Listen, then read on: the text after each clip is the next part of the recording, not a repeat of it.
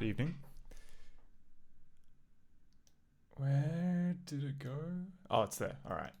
Excellent. Levels good. Levels good. Yeah, levels look good. Hello. And welcome everybody. My name is Scott, and this is a stream all about fixing things. More specifically, this stream is mostly about working on ScummVM, which is a engine for playing old games on new systems, and more specifically, it is about adding support for Macromedia Director, which is a multimedia player that was incredibly popular for about a decade and used in pretty much every kind of graphics and sound and animated movie thing known to man for an extremely long period of time. This is a continuation, I think, from the previous stream where we were focusing on this guy, the Dark Eye, which, yeah, it is a first-person adventure game which is apparently based on the works of Edgar Allan Poe and the music of Thomas Dolby.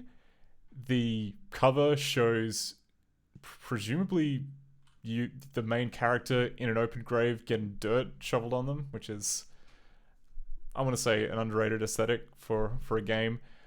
It is also utterly what do you call it? It is by our good friends at Inkscape, who, in Macromedia Director terms, they are kind of renowned for doing the most weirdly over-engineered designs imaginable. Like, they use every single scripting feature. They barely use any of the director timeline stuff. It's all custom, and also their games kind of indecipherable. Last time we managed to figure out.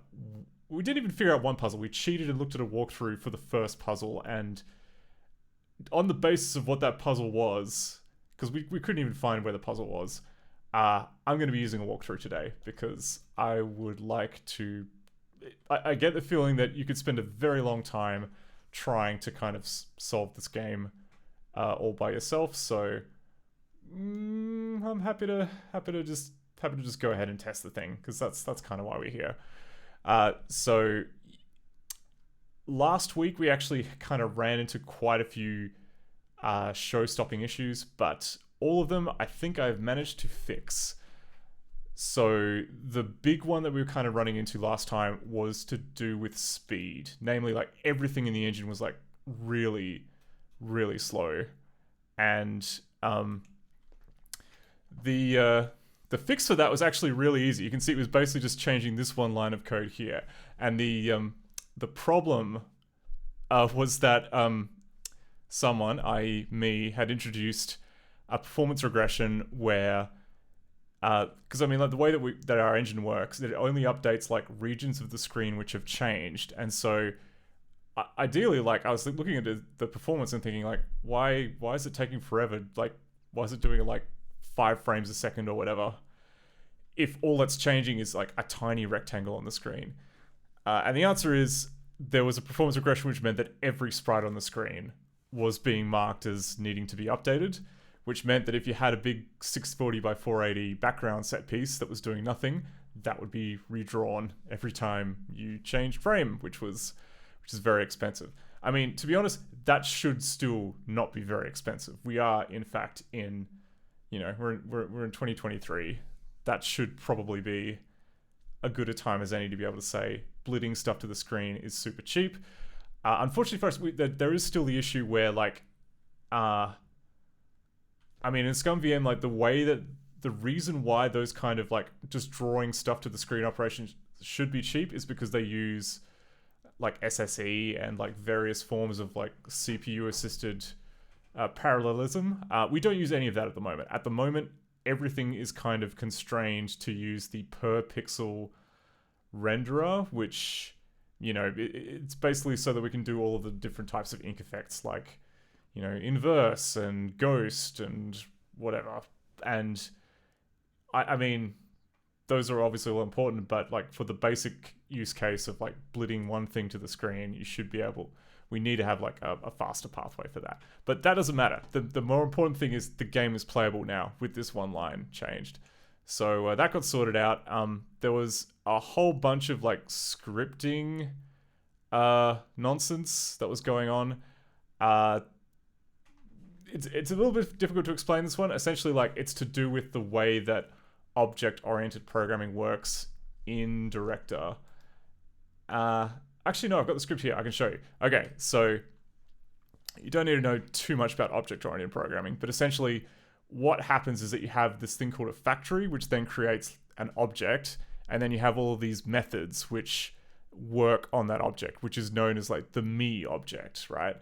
So what happened here was that the Inkscape developer made a bit of a typo, and they did it here. So there's this function here which is for moving between scenes or worlds or whatever they're called, this soul jump method, and it calls this me method. So it's on the same object here, the C globals one. But it should really be putting me in this as this first argument here. Instead, it puts this thing, G Space Manager, which has got absolutely nothing to do with the code. It's like a completely different object. It doesn't line up here. And yeah, it's basically a typo. However, despite being this being passed into here, me is still meant to be this object here. So it's just, you know, pretty much anything that gets passed into like this first argument here, Director System to go, haha, that's interesting, but I know that this is the same object, so I am going to still treat it like, you know, me hasn't changed. So yeah, adding in that fixed a whole bunch of issues related to scripting, and I can definitely get to the next world now, which is something that I couldn't get to before on the last stream. The final big thing that was kind of like a big mess was the colors.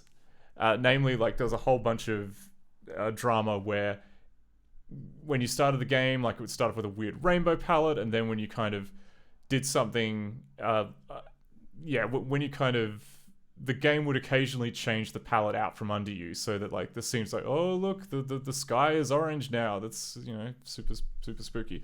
Anyway, the issue was that it would change the palette out from under you, but because we were in 32-bit mode, we were kind of saving the old graphic. Like, we would open up the old graphic and go, oh, it's 32-bit mode. I better save a copy of this graphic in 32-bit, which is it's not helpful. It doesn't help you if you want to change the palette again, because you don't have that palette info anymore. It's now just a static bitmap. So did a whole bunch of like refactoring to make that not so much of an issue.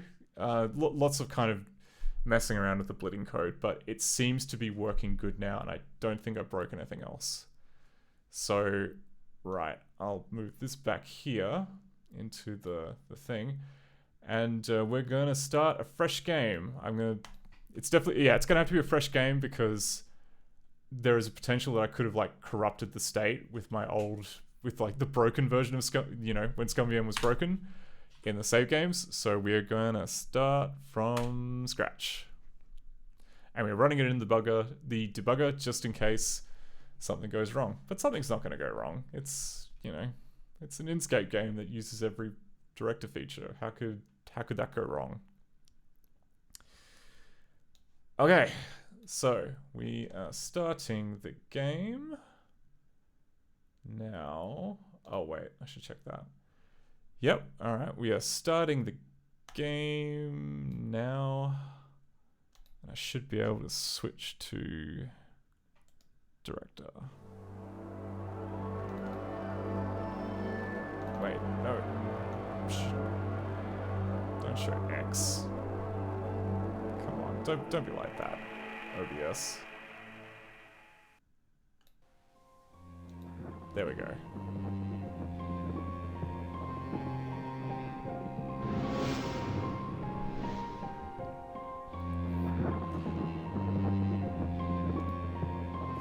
So yeah, video obviously kind of offset a bit wrongly into the corner. I'm pretty sure that's to do with the scripting again, because the scripting engine places all the sprites, including the videos. But here we are in the Ouija board / creepy medical report / load Savaload screen. Interesting. Okay. I can't seem to pick the last entry in the list. I wonder if that's a bug.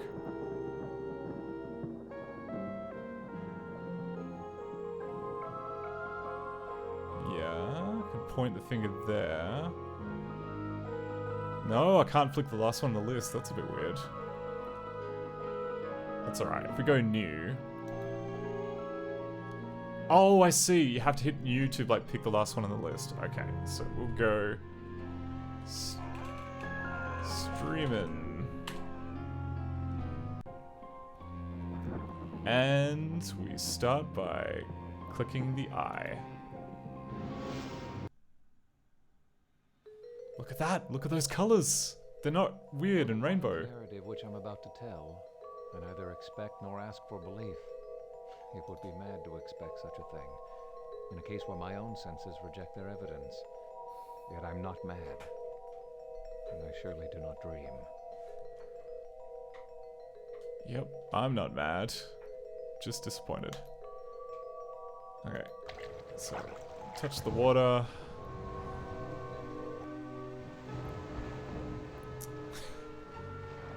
And yes, the house is meant to be upside down. It is a reflection of a house. So we just knock on the door.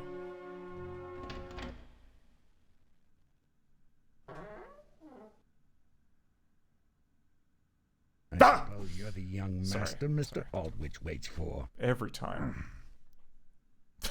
Yes. Go ahead on in. This game is done entirely with creepy stop motion puppets. And they are, yeah, they're pretty creepy. Where did I put that? Okay, so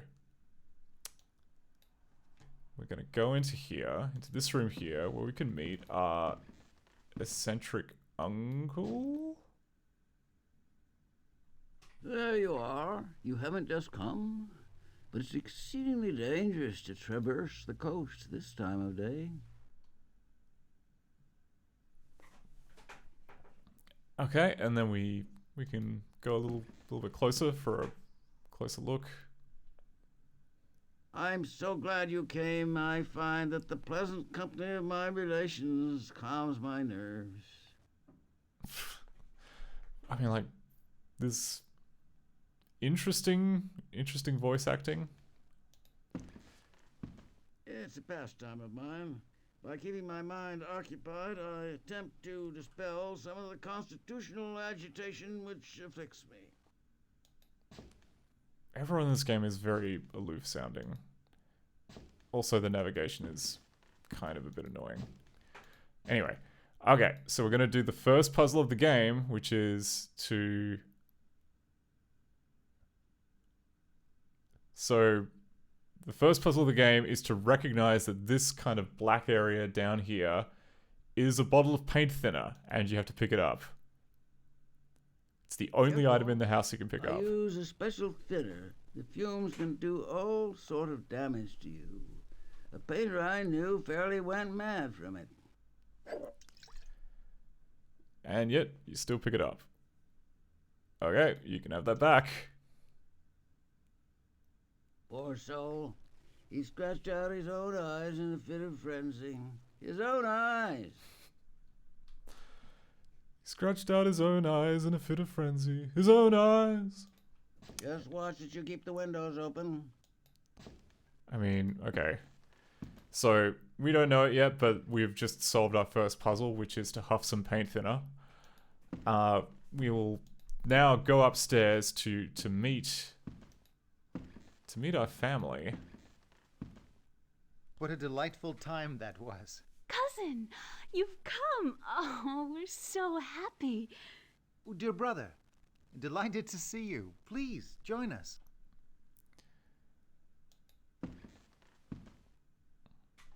Henry has just been relating his adventures to me. He's been everywhere.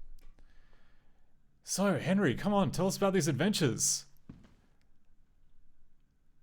But my travels are over. I'm ready to settle down. Oh. That's it? That's all you want to talk about? Okay.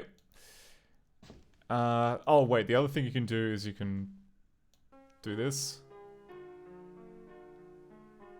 play so beautifully.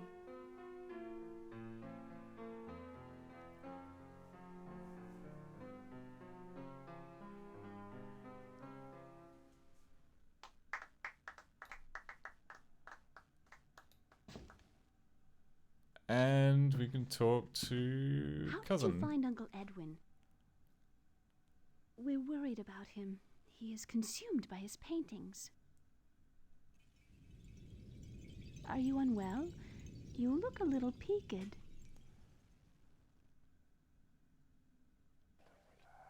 And there we go. So this is the palette effect working as it should, which is now that we've kind of gone into the paint thinner huffing realm, everything is now this kind of cool blue and orange hue.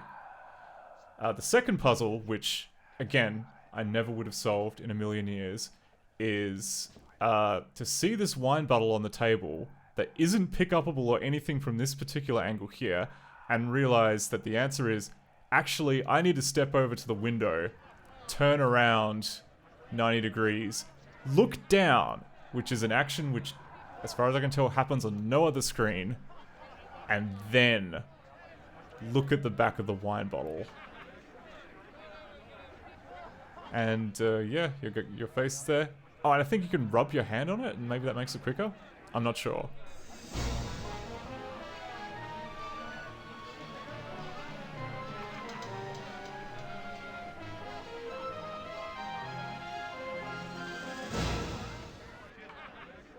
Revenge means nothing unless the avenger makes himself known to his victim.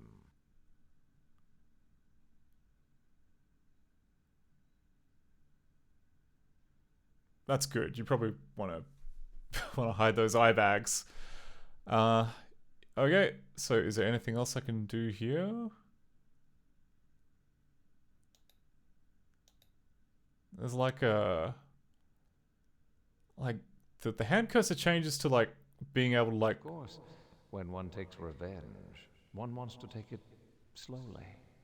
One wants to be avenged at length.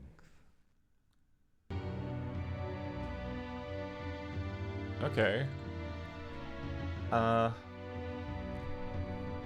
not sure if that was an intended action. Like, it felt like I could kind of just...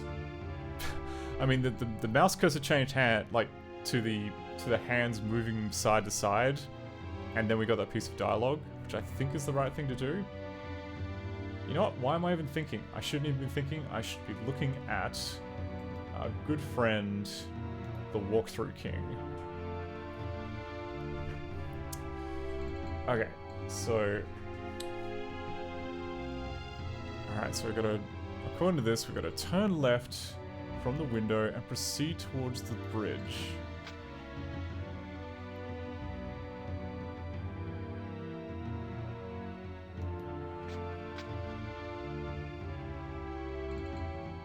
Oh, okay, yeah.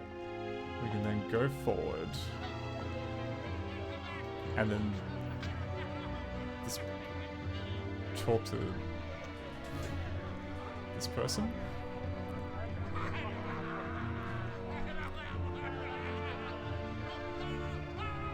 Sir, Return to the villa.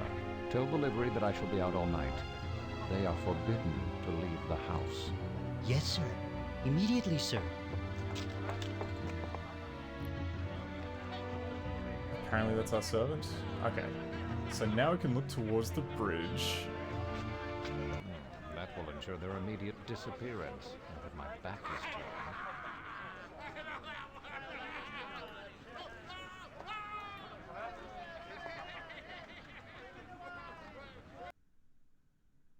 Excuse me, sir. I'm attendant upon Signora Fortunato. She's searching for her husband. Have you seen him? Oh, I'm certain I saw him some streets from here, over on the other side of the square, engaged in a business discussion. Thank you, sir. Okay. So we...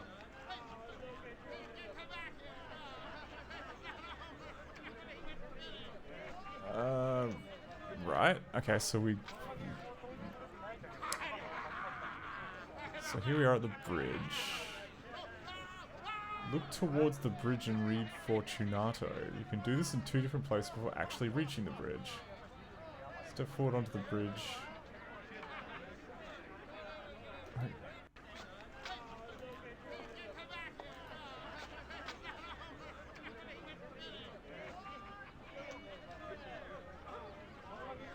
Oh, I see. For years I've suffered his injuries, but now he has ventured upon insult.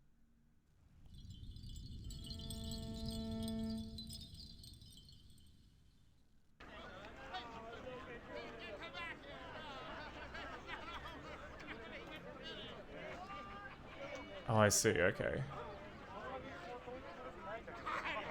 I guess that's what the walkthrough means. Is there another angle I can do it from?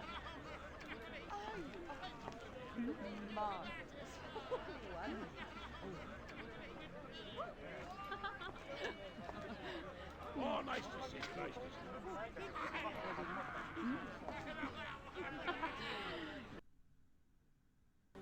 Who's that under the mask? Why, it's Montresor. Fortunato. What a surprise.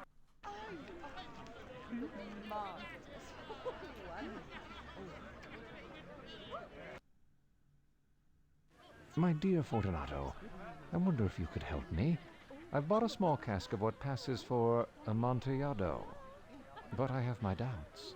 Amontillado? But I have my doubts. Okay. Right. Oh, nice to see you, nice to see When you hear a lady laugh, turn to the left and a bald man will speak.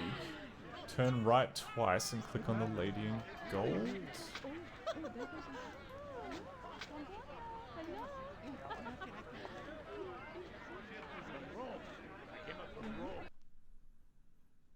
Oh.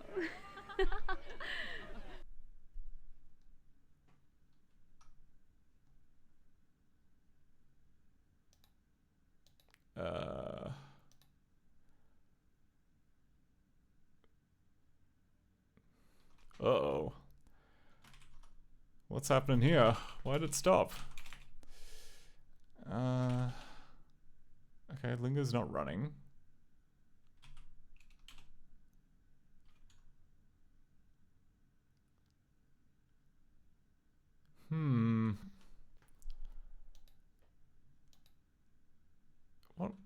What's going on? So...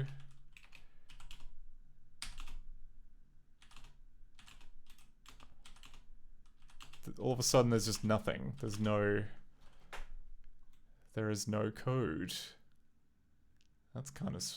that's... not what I was expecting. Not what I was expecting. Alright. So...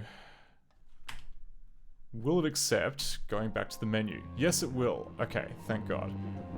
So I think... if we go back one, then that counts as saving it. And then we go back into here.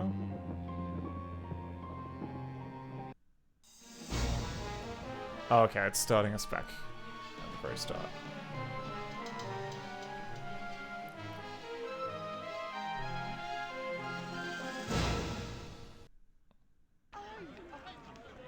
Oh no, just dropped us here. Oh.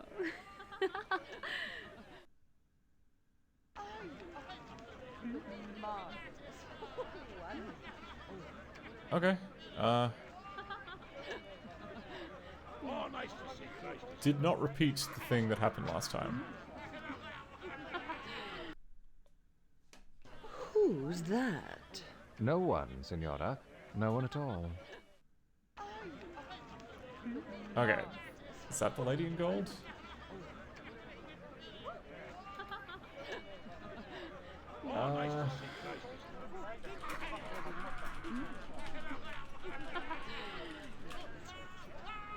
Tempted to look for another walkthrough, which is more,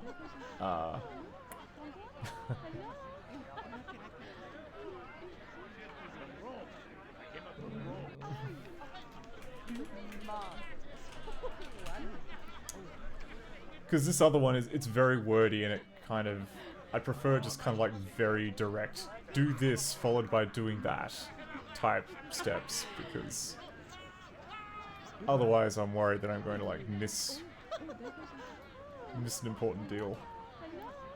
Okay, we've got a backup walkthrough now.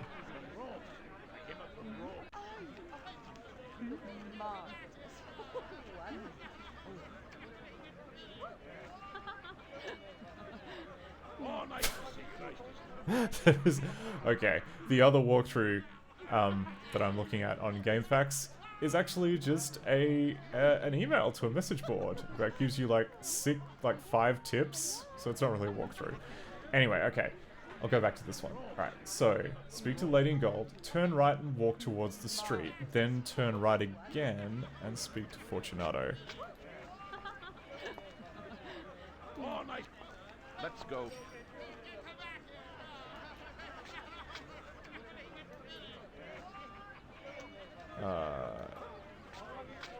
Here he is. Where? To your vaults. But surely your wife is looking for you. She'll see me soon enough. Let us go. Alright, who am I to turn you down, my friend? Okay, so you turn left and speak to his friend.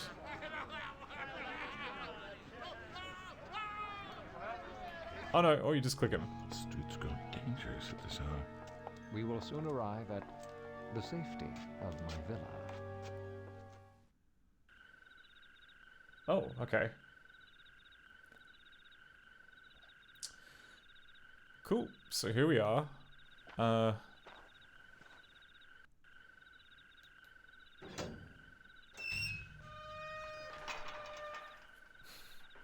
My friend, this is madness.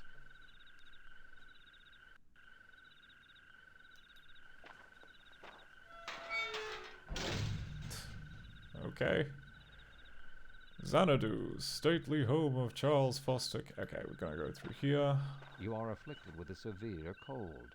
The vaults are insufferably damp. They are encrusted with niter. Let us return. I'll consult Lucchese. The cold is nothing. Lucchese is an ignoramus. Wow. Cop that, Lucchese. Whoever they are. Okay, so we do that. Go through. Turn right to open the vaults. And open the door. This way. Go through. Oh no. I know there's a word in this walkthrough that's coming up left that I don't like.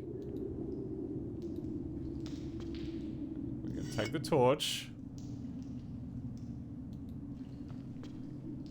I'm gonna open the door. And it's a maze. Oh my word. A maze with no directions from this freaking thing. It just says proceed through the maze, stopping to give him a bottle of wine from the shelves you pass. Okay.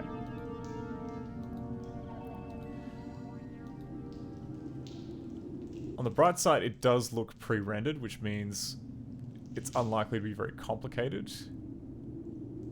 Also, I can't turn back, which is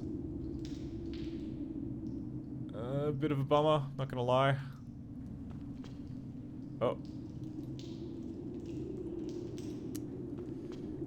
Okay, onwards.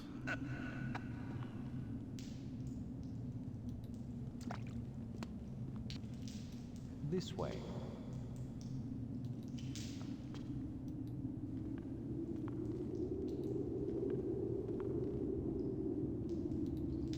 Yeah, it's more of a corridor than a maze. Ooh, bottles. Where are the bottles?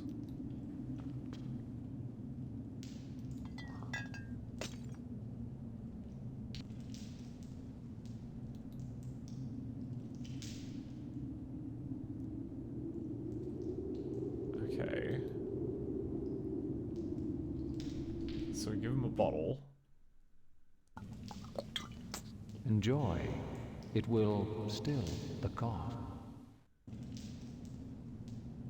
And now he's kind of 3 sheets to the wind.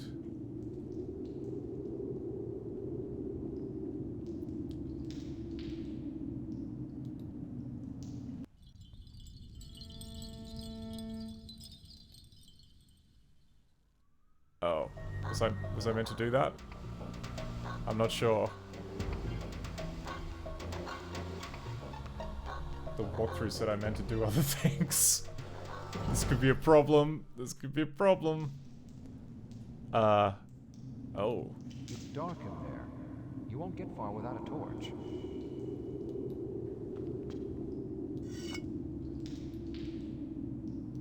Oh no, I'm at the start again. Okay, I'm at the start again. I'm at the start.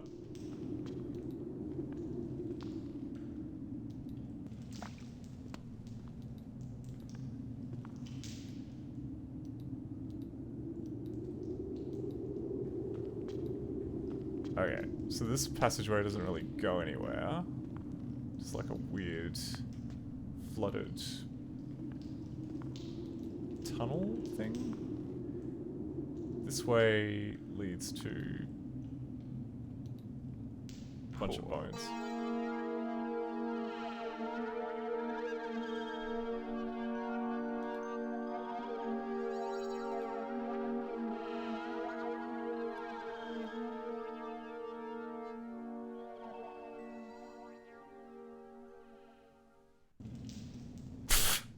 That was it. We just got to hear some spooky music. It's skeletons. Cold to the damned in these vaults. Okay.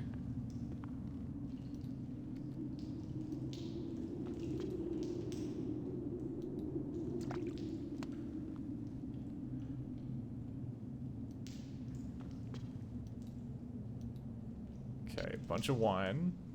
Where's Huh.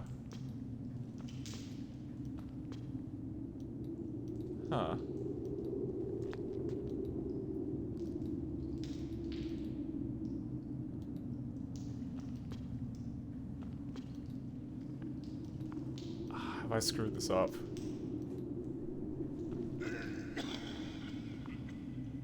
No, the coffin guy's there. I could use another drink.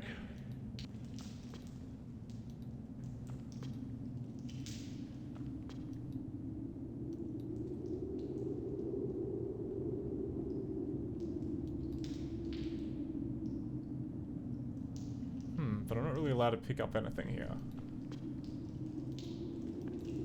Haven't we been here before? Oh my god. If you're a game designer, please don't put a maze in your game. Especially not like within the first, I don't know. The first, like normally when a maze gets put into a game, it's because you're padding. It's because there are certain kind of, I guess, requirements for... Ugh! Okay. These vaults are extensive. The Montresors were a great and numerous family. Oh, is this my brother? No, it looks slightly different.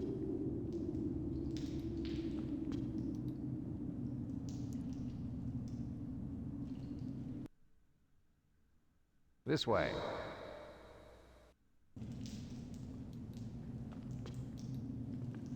My God, these caverns go on forever. Yeah, it's not cute when you lampshade. We never arrive.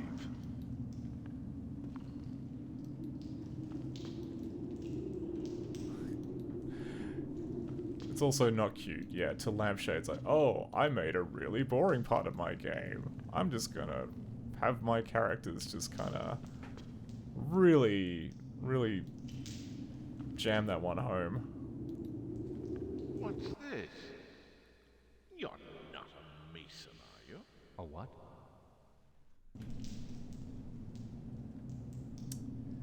Okay.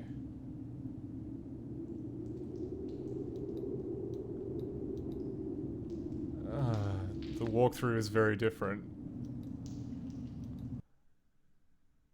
You? Impossible. You jest. Very funny. Oh, very funny indeed. Okay, well...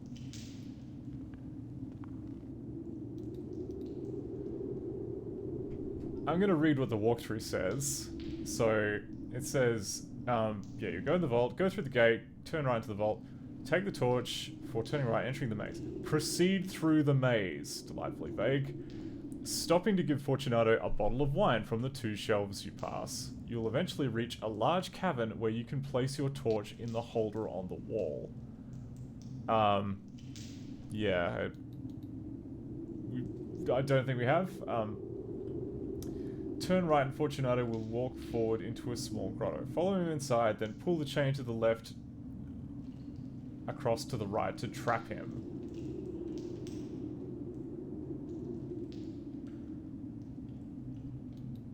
Therein lies the Amontillado. The Amontillado. Okay. Pose your torch there. Ah, here we go.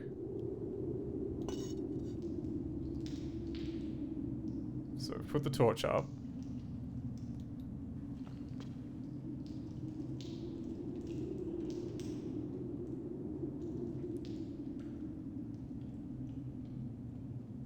Turn right and Fortunato will walk forward into a small grotto. It's not really going to be...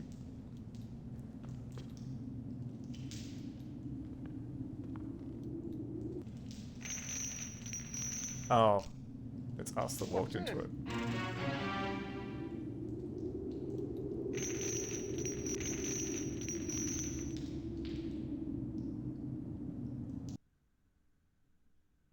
It is very damp here. One last time, let me implore you to return. No? Well, then I must leave you. But first...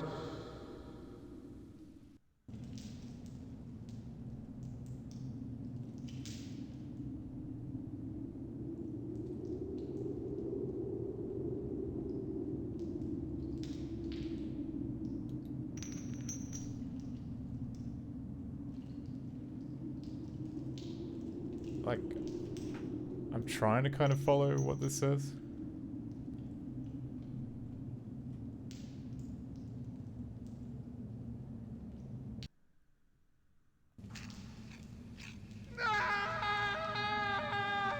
Oh.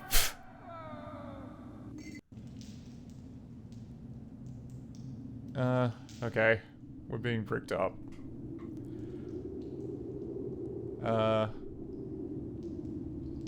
Okay. We're very slowly being walled in. Joke. An excellent joke. We'll have many laughs about it at Palazzo over some wine. The Amontillado. Yes. The Amontillado.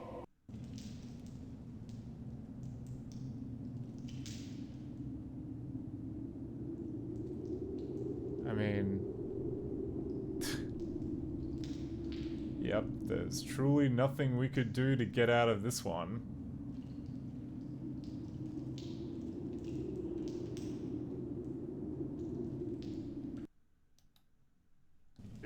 It's getting late. My wife will be looking for me. Let us be gone. Yes, let us be gone. Hey, Marty.Zone, we're apparently becoming an anchorite. Because I didn't follow the walkthrough. For the love of God, Montessor! Yes, for the love of God.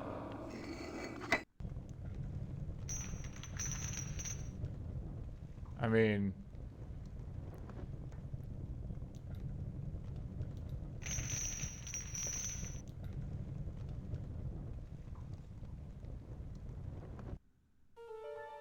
My husband will be away.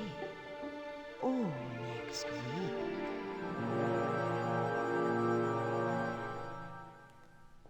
Oh no, the puppets have human skulls. I mean, that must be some pretty good contact cement that they've got there. If, you know, because I'm pretty sure if it was like still damp water, you could probably like smack that a run and take like a whole day to cure.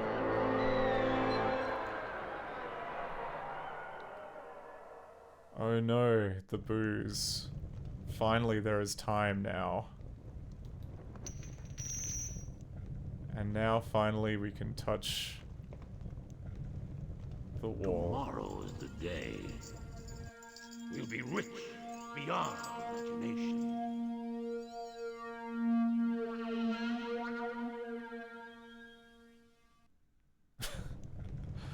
Mighty Dot Zone, I don't know. There is a lot of there has been like a fair amount of drinking. I think this is based on an Edgar Allan Poe story.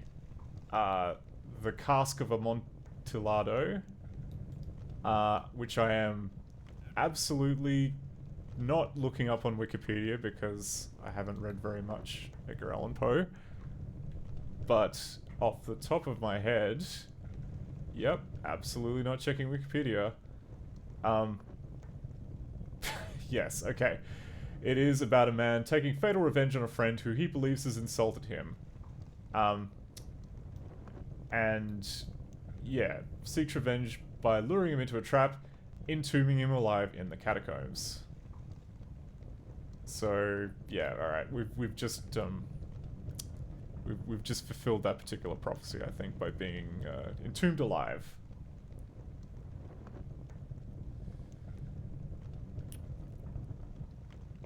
The question now is like, have we lost the game?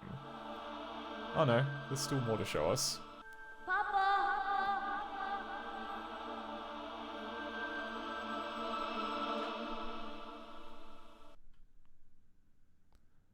Oh no, the torch is going out.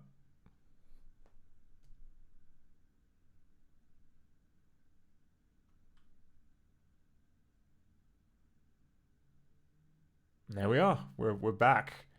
We're back. It must have been a dream. A dream dark and disturbing, a haunting dream. I was glad to find myself back in Edwin's silent home. Interesting. So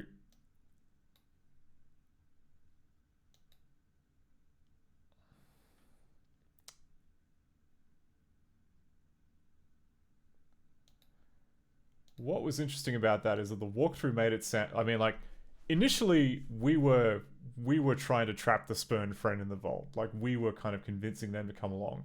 Then I clicked on the friend's face, and then we kind of became him, and got bricked into the wall.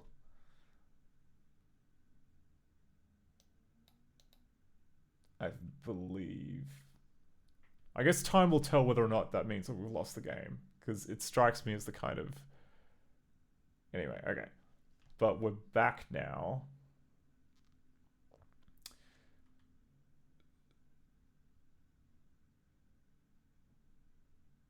Yeah. So the walkthrough makes it sound like we're meant to be the ones that were bricking up the wall. So I think I screwed up by switching. Anyway, leave the conservatory and head back downstairs and into the studio. We can absolutely do that.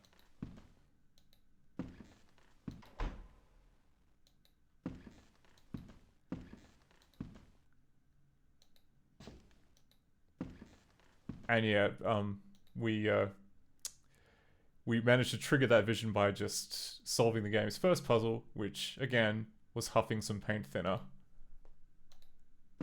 So going back into here.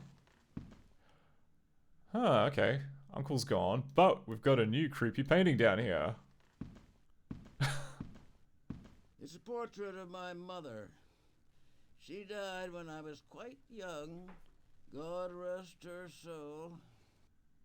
I suppose you might say she resembles Elise. Something about the eye? Okay. Ah! Where is Elise? She's been spending far too much time with your brother.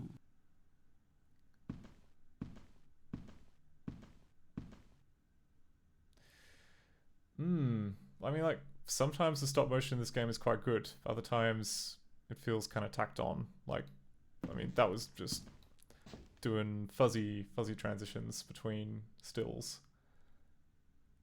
Alright. No.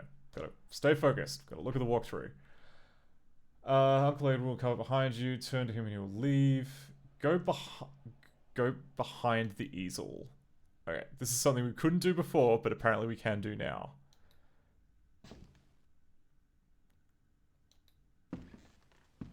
Yeah, we couldn't do that before because he was sitting there. it's just a picture of some bricks.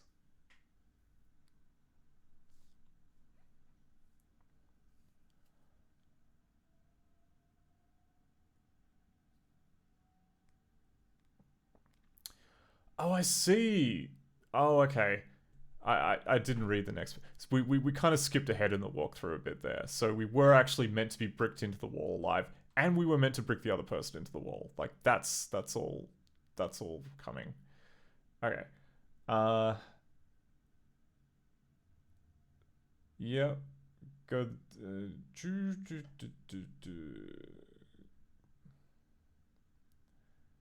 Go behind the easel, look at it, and then head out of the studio into Edwin's office, which is the doorway to the left. I think it's this one.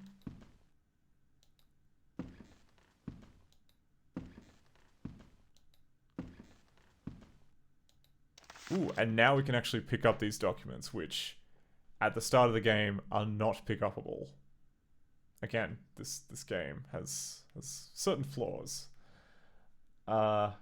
Alright, so we've got a weird phrenology mind map thing. And we have this note. Dear cousin Edwin, due to the unfortunate prejudices of my employer, I feel myself sullenly sorry, I'm squinting to read this on my screen. Due to the unfortunate prejudices of my employer, I find myself suddenly without work and in acute, precarious difficulty. It would be of commendable importance to me if you will suffer my presence for some short time at your estate. Oh my word. This is legible, but in the same, yeah. It is indeed some curly cursive. Hey, Arventlar. It is also very similar to my handwriting, in not a good way. So I am able to kind of figure out. It's more just the fact that I'm viewing this in like a postage stamp size window on my desktop, and I'm having to squint a bit. I require some time away from the pecunious influence of the city to something myself and renew my energies. I await your reply with humble hopes. Please express my tender affections to my dear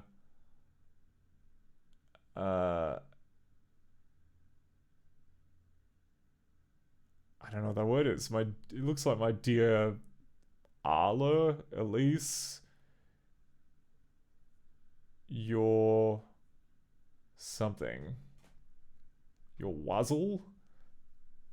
I have no freaking idea. I'm afraid I don't quite know what to do with myself or this world. Perhaps you can give me some good advice. Your nephew, Henry.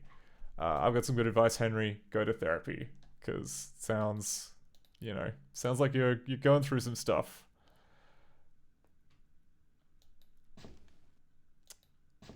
And typically, if you're kind of like just thinking about, maybe the world would be better without me in it, that's probably a good time to seek professional help.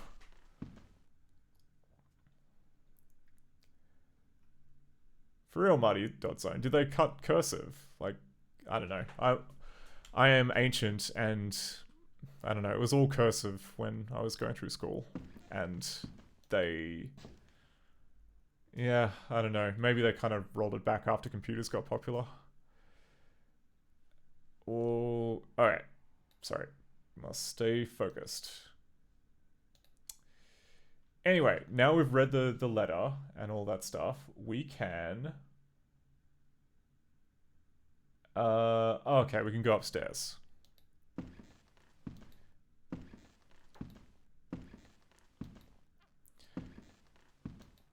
And we can go to... Well, we can go to one of those rooms. We have to first walk up to the door, then turn right, so we can go down the hall.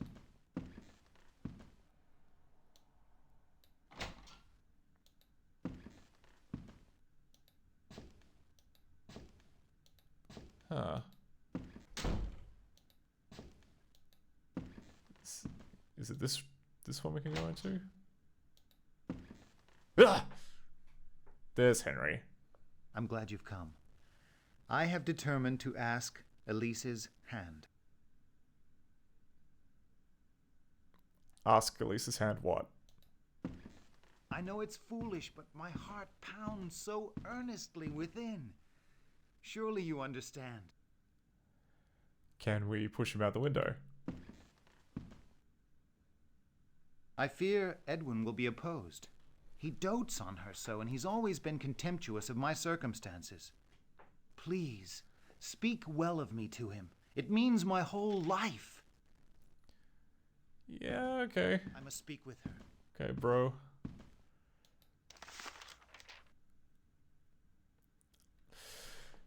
Okay, this is a letter from Elise to Henry.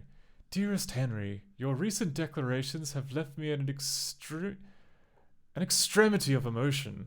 For my past, your tender affections are gratefully received, but at the same moment I am confused and uncertain. Oh, you will forgive me if I spend today alone in the fresh air while I hope to... something my thoughts. Affectionately, Elise. Okay. It's a positive sign. It's not a flat out rejection. Anyway, okay. Good on you, Hank. Chancing your arm like that. Oh, okay. And then we can look down. Oh no, it's the same letter. I just, for some reason I put it there. Okay, pick up the note from the window before wandering the house. In particular...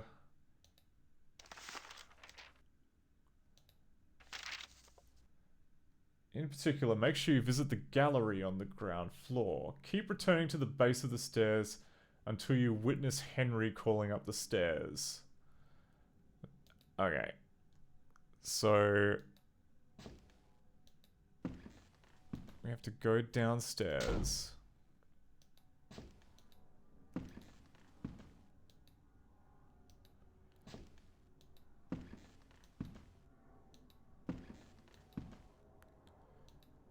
Is this the gallery?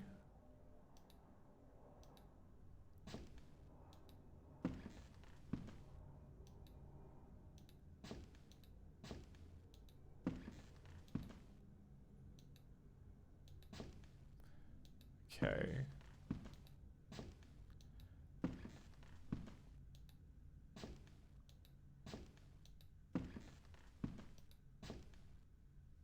Ugh, okay.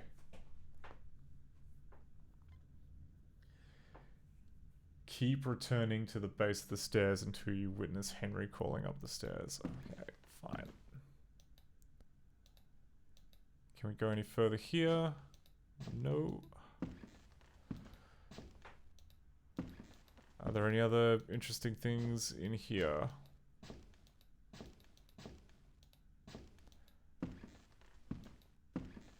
Ah, here we go. I won't hear of it. I simply won't hear of it. Edwin, please, see reason. She's far too young for you, for any man. Are you insane? She's your cousin, for God's sake. What of her wishes? Elise is It's actually a confined good to point. her room indefinitely. And you, young man, stay clear of me. Whoops. Okay. So, Uncle Edwin raises a good point. They're related. Like, first cousin related. So, yeah, yikes. And apparently that was shocking enough to trigger another case of paint thinner psychosis. And according to the walkthrough, the trick is this time. Huh. Alright, so it says to read the wine glass, which means you start off as like Fortunato, but we finished as Fortunato. We want to kind of have another go as Montresor, I think.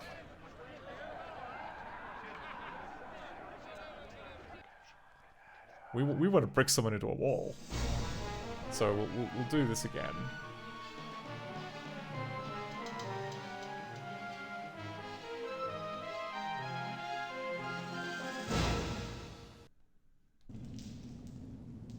Ah, here we go.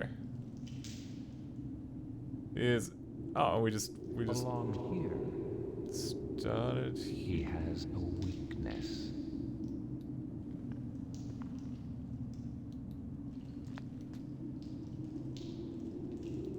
Come along.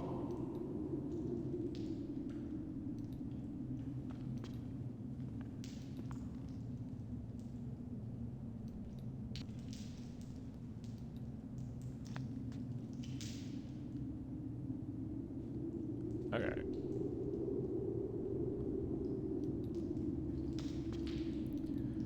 Already given you. Careful through here.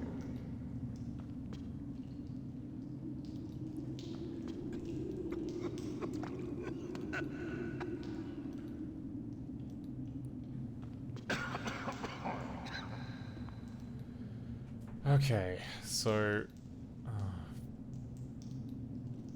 wish I kept track of how we got out of this mess. Okay, now we don't want to click on him, because if we click on him, then we get beamed into Fortunato's body, which is not something that we want, because we've already finished as Fortunato.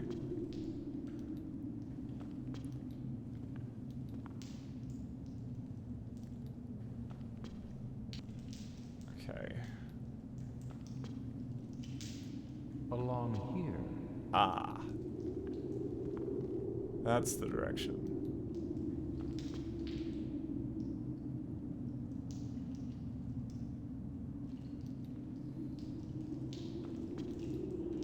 Punish with impunity.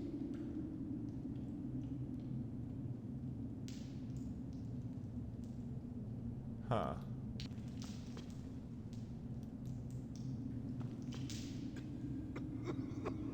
Can't go forward. Come along. He has a weakness. Careful through here.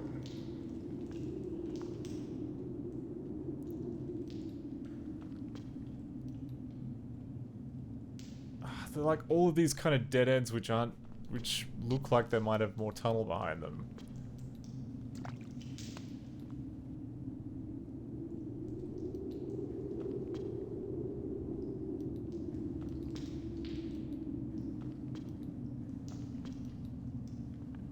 This way. But look, there's stairs. Why would that be a dead end?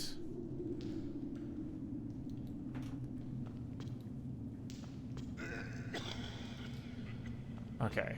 Well, let's do this the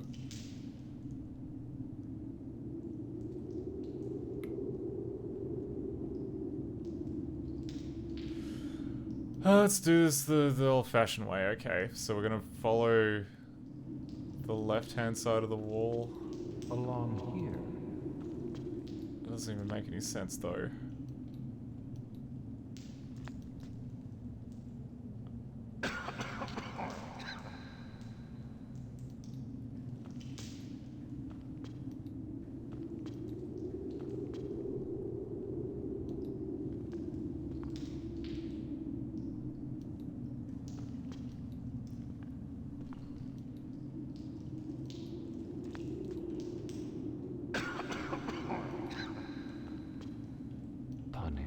With impunity. Ooh, this looks new.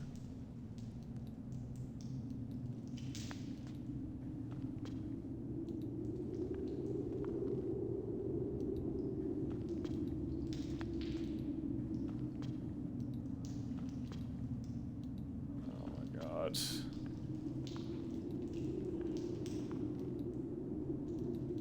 Look, how is that not move forwardable?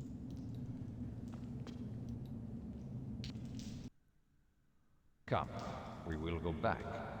Your health is precious. You are rich, respected, admired, beloved. You are happy, as I once was. You are a man to be missed. For me, it's no matter. Cough is nothing. It won't kill me. I won't die of a cough.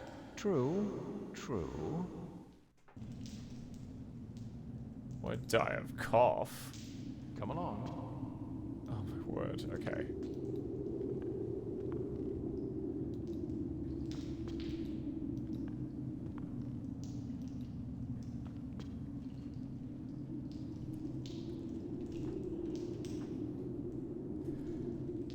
Hey L5, we are trapped in what I assume is the most existential horror, you know, it's the most existential horror that we've experienced, which is basically being trapped in a bad FMV maze.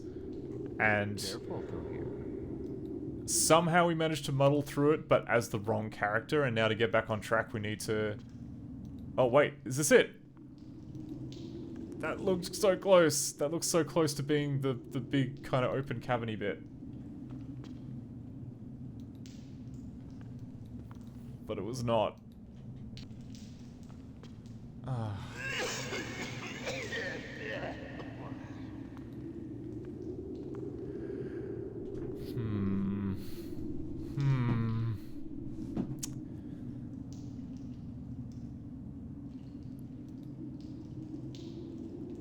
If anyone has any ideas how to kind of get out of here, that would be appreciated. I'm very tempted to... I'm very tempted to actually kind of open the debugger and see what the map is, because we do have that. That is. I might muddle around for like a few more minutes, but if I can't get anywhere, I will probably be using the debugger. This way. Gonna say it again. If you're a game developer and you want to put a maze in your game,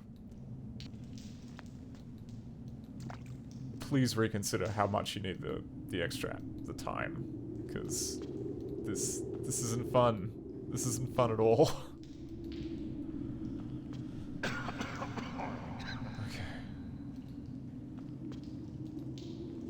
Along here. Along here. This way.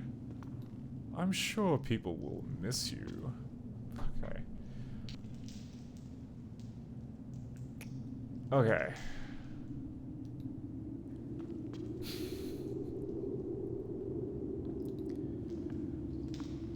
The thing is, you can't even do the...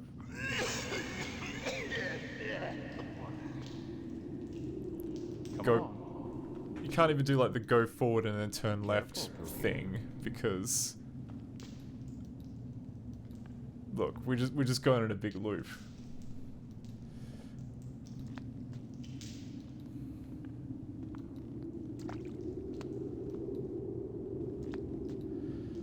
Okay. Okay.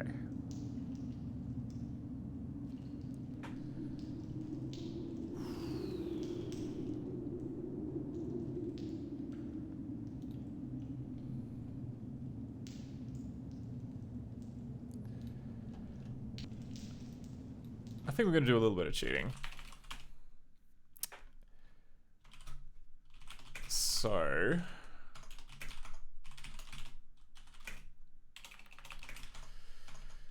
xlibs. So being an Inkscape game, they've written, I guess like as part of this engine that they wrote, the navigation system that we have is handled by this custom DLL, which called Space Manager, which they wrote, I think, for Devo Presents Adventure of the Smart Patrol, and it is reused here. And this easy way of it basically just kind of like tracks like all of the various kind of rooms and how they're connected together. And I think we should be able to get a look at this in the debugger. I just got to remember what the best way for that would be.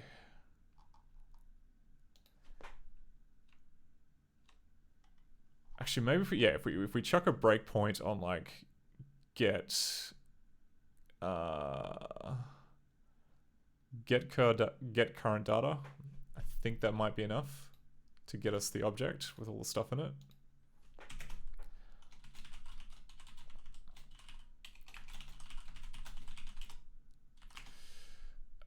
What was it? It was M.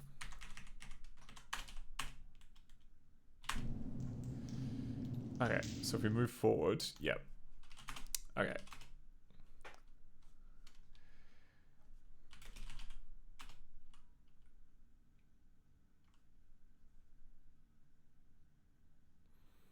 What's the trick to getting the current object?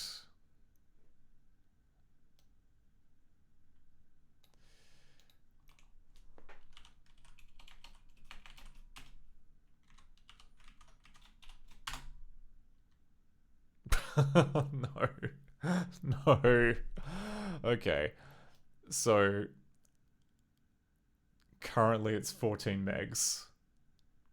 The the space object. Okay. So we're gonna have to be a little bit more crafty about how we ask for things.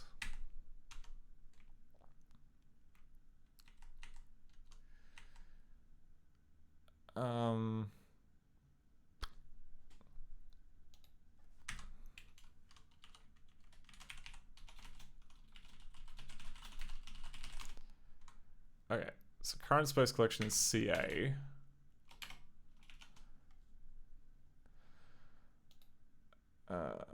Current space, CC, car node, car view.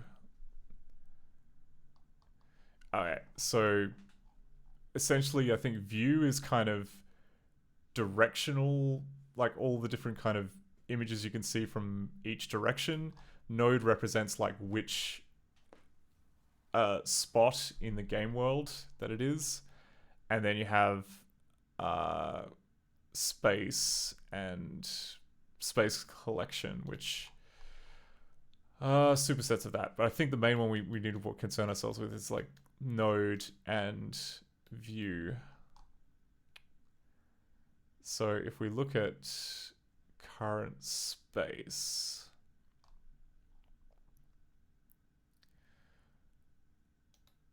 actually really what we need is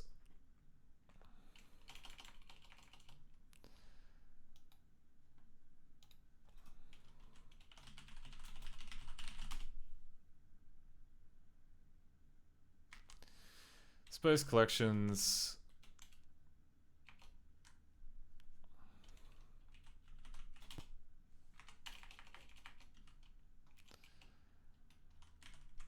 I'm gonna have to do this all for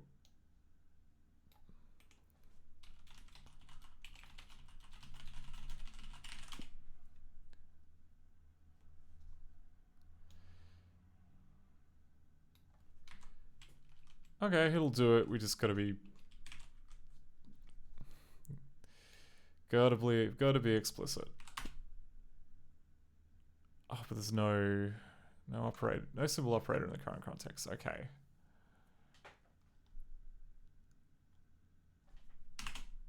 Where did I...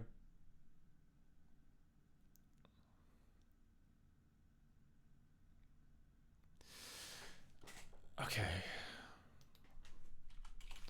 I see.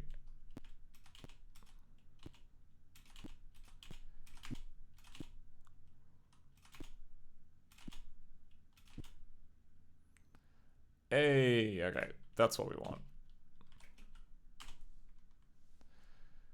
Space requires 119k, which is more than max value size. Okay, I get it. Size, length, len,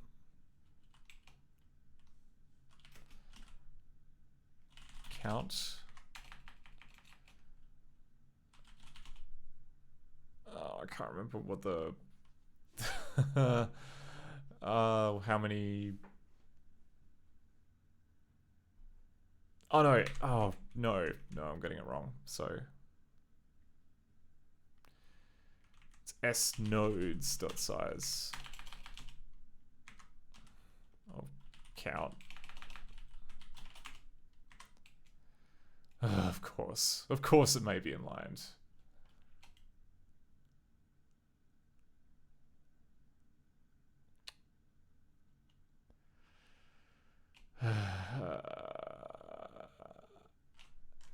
Oh wait, do I have a debug function? Did I put a debug function in there which would just print literally everything? Because that strikes me as something that'd be useful.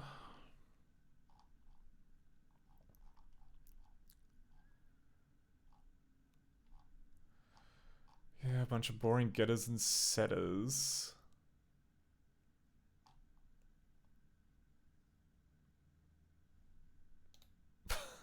Like this is the lengths I'm going to not have to stumble through the maze more than I have to, because that's how little I care about mazes. S-node size. Cannot evaluate function may be inlined.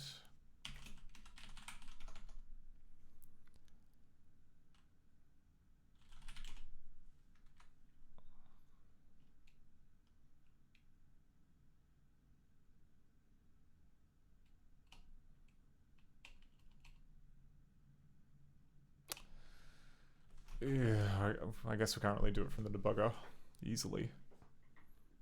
That's annoying. Annoying, but not the end of the world.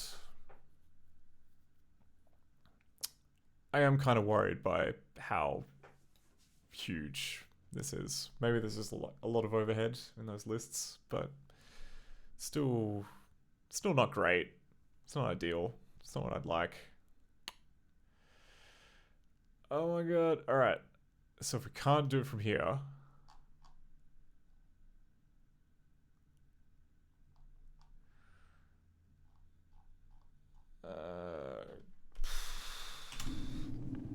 dang it.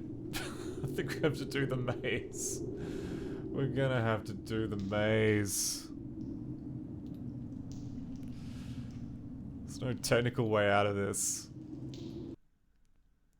Oh.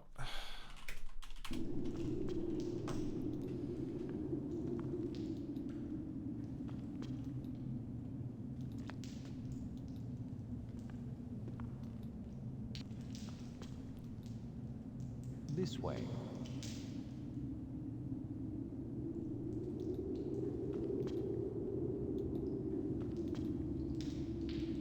Oh, wait, no.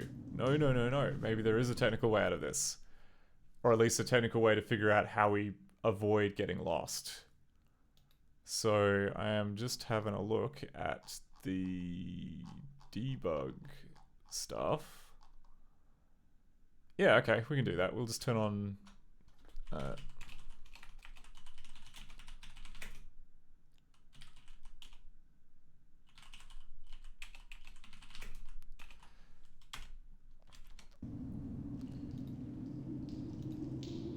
and now, if I turn around... Along here. Yeah, okay. So, for reference, now that I've turned debug on, every time I change scene, it prints where we are in the console. Which is... So, we should... Okay, so we'll at least be able to see if we're going around in circles, which is... good. It's good. Okay, so... So we're node N19. Okay, that's going to 18, so that's probably not as good.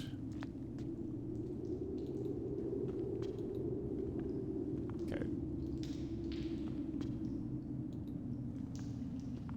Okay, that's node 23.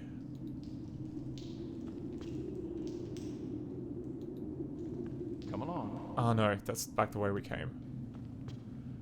That's the thing which kind of like freaks, you know, it's annoying, right? Because like here we've got 4 different views. Careful through here. But in other places, like if we go up to here into node 23 and we turn around, we only have 2. So there's actually 180-degree turns.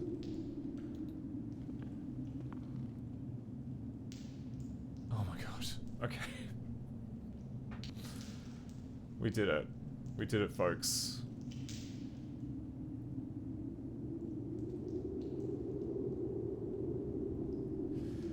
Okay, back to... We're going to strictly go back to the walkthrough now, because otherwise we're going to lose track again. So, put the torch in. And then...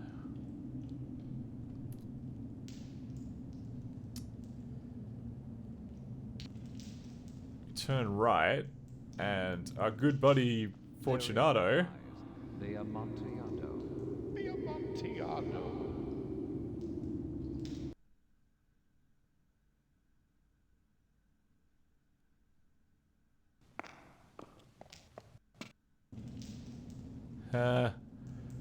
Alright,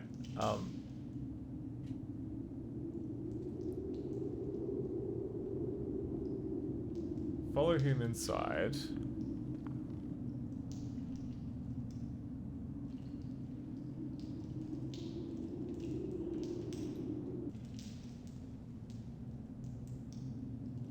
And then... What's this? Oh. Oh, I get it. It's changed the wall. That was what... Very damp here. One last time, let me implore you to return. No? Then I must leave you. But first...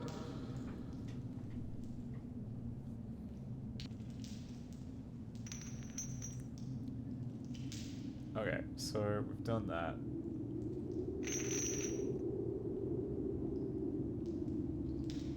Turn to your left and move some bones out of the pile to reveal some bricks.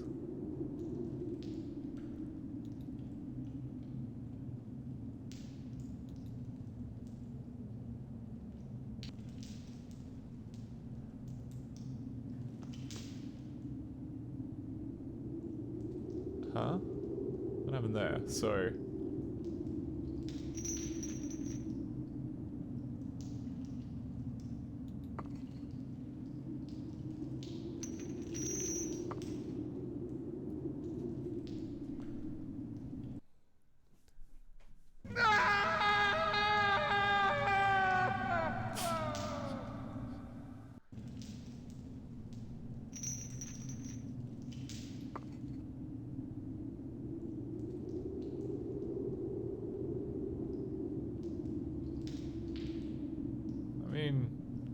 Guy's resigned to his fate awfully quickly, if you ask me. A good joke. An excellent joke. We'll have many laughs about it at the palazzo over some wine. The Amontillado. Yes. The Amontillado.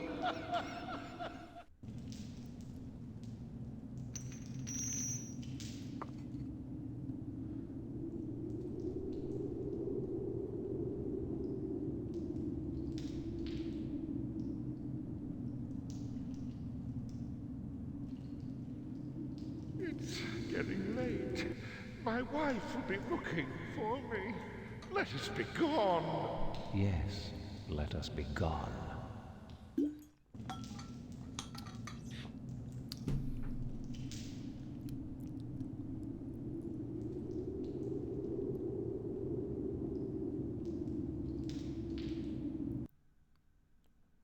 For the love of God, Montresor! Yes, for the love of God.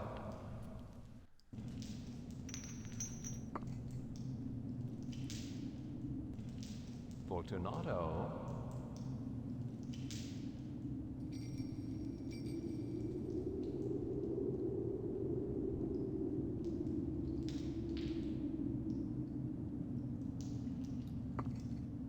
Form is chugging a little bit here. My heart grows sick.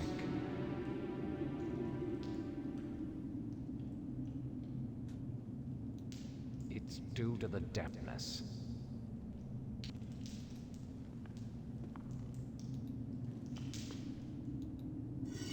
So we take the torch. Okay, and we leave. In pace requiescat. And thank God we don't have to go all the way back.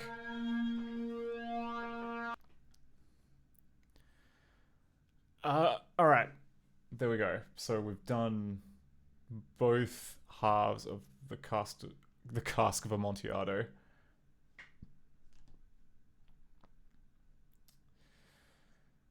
Right. Once again, leave the conservatory and go down to the studio.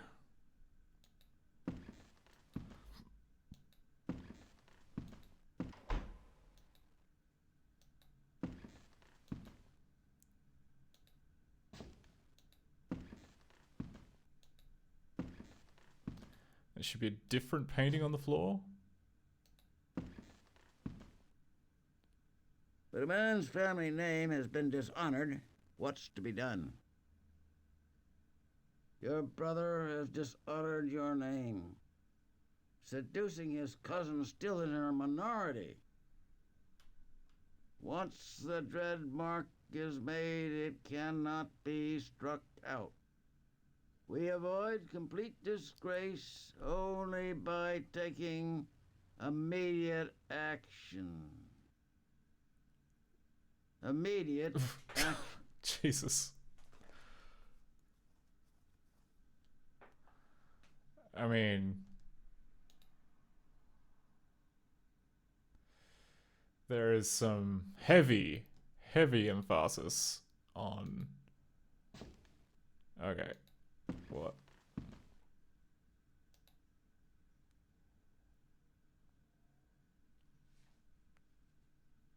So we got another painting of...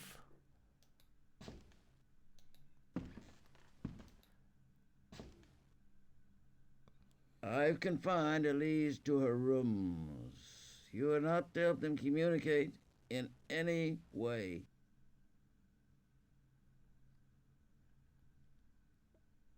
Okay. This is...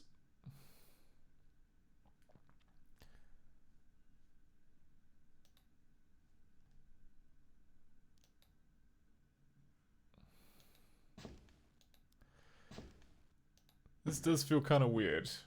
Not gonna lie. Okay.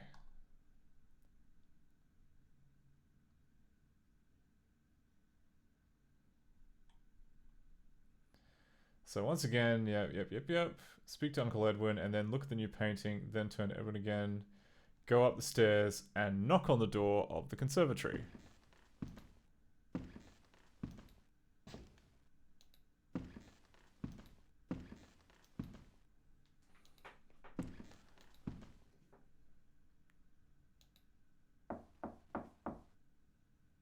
Come in.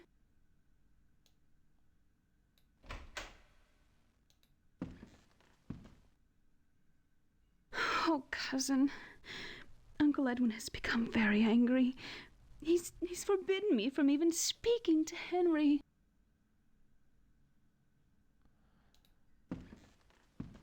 render me a service, won't you? Will you please, please take this note to Henry? You mustn't tell Uncle. I shall be forever grateful. I feel much better. Here, you play. I'll sing. Please? Oh, I mean, I'm not sure I want to. Anyway, well, I've got the note, and then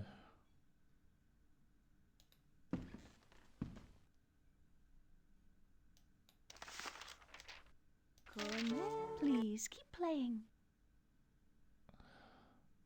Come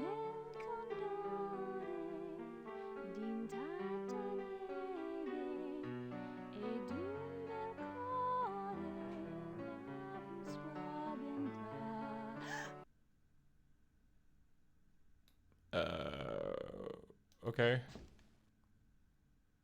Oh my. Blood.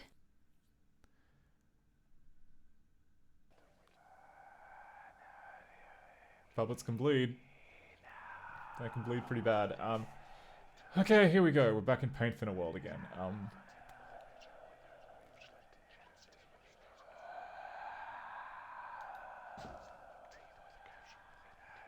So now what we're meant to do is we're meant to go downstairs.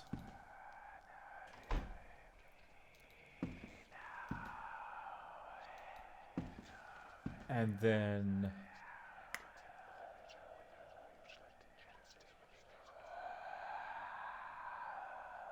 sorry, yep. Into Enwood Study, and then, yeah, okay, you're meant to do something with...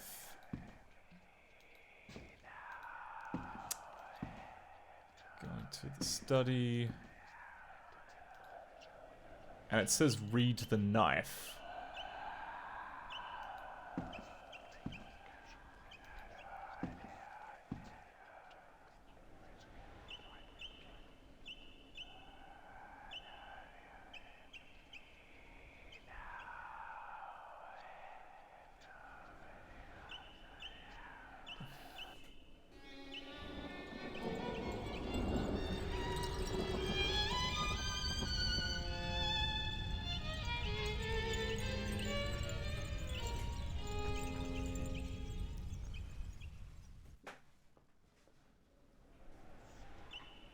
Okay.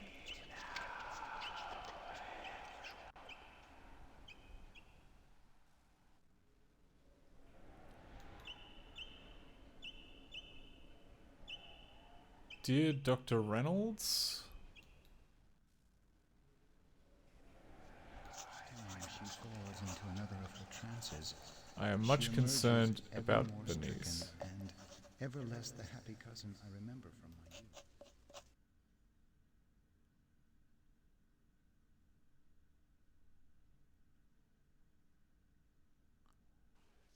Oh wait, I can't pick up the pen. Dang it, I've fallen into the pattern of not doing the walkthrough again. Okay, you pick up the pen, start writing a letter. Look away and then open the middle drawer. Then read the pendant. Each years. Look after Berenice. Oh, it's Berenice. Each years. Look after Berenice. Each years. Look after Berenice. Okay, turn. Ah! She's almost gone. Quickly, young man. She's almost gone. Okay, this is apparently Berenice. Turn right and walk forward once to open the fireplace. Oh look, it's that creepy portrait from earlier. Is that Berenice the whole time? No. Okay. Go back.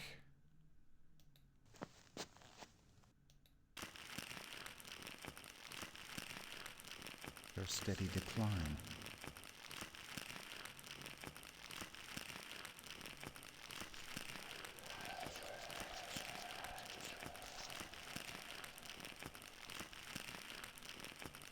Okay. Then turn left and read the portrait of your father.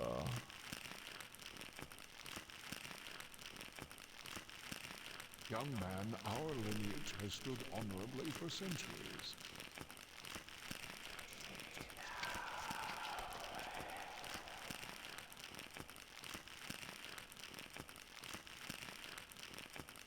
Okay. Turn left and move forward. Then move towards the window.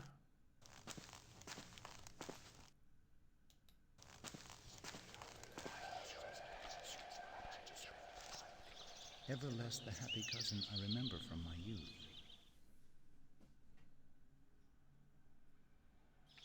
Ever less the happy cousin I remember from my youth. Okay. And doing all those things is apparently... Oh, the fire's out.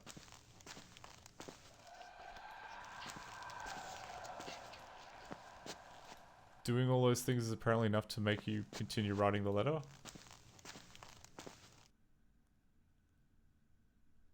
Or not. Okay. Turn to right, read the portrait of Bernice. Turn right and walk into the fireplace. Read the portrait of father. Look down and read the fire. Turn... Oh, right, we didn't look at the book.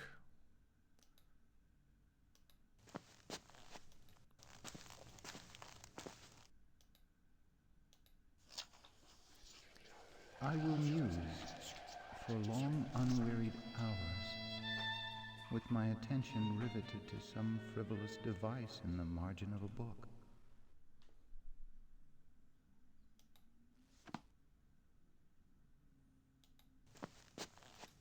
Okay, is that all the magic things we need to do?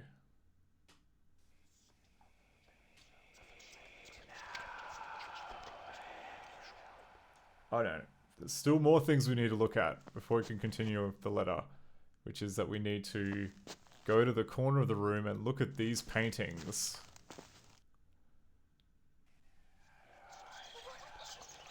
Berenice.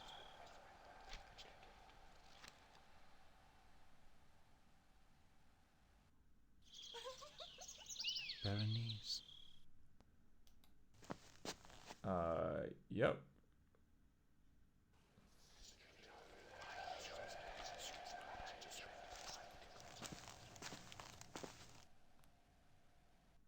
Then read the window. Ever less the happy cousin I remember from my youth.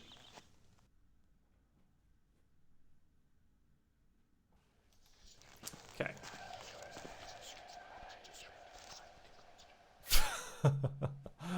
that's a cheeky looking statue there.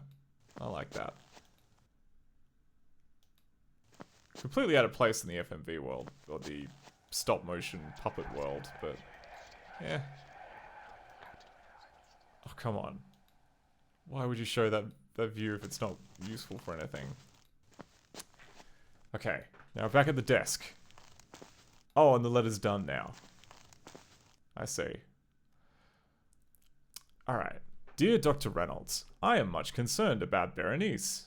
Each time she falls into another of her tremors, she emerges ever more stricken and even less happy. Less the happy cousin I remember from my youth. The medications you recommended no longer seem to have any effect. I wonder if you could visit us and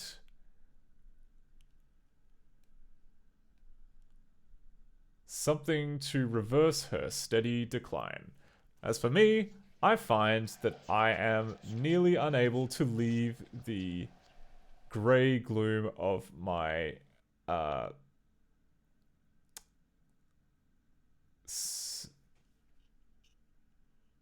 cherished, I'm guessing it's cherished.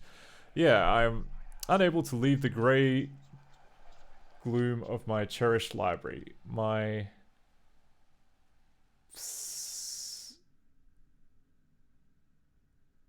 my pre...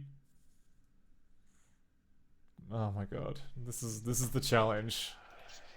Cursive reading challenge. My prepension for prolonged fascination with objects of no genuine interest still afflicts me from time to time. I can attest to that. Like, just looking at all... Having to, like, look at all the stuff in the room, which doesn't really mean anything. Seems kind of stupid. Yeah. Fascination with objects of no genuine interest still afflicts me from time to time. I will muse for long... I will muse for...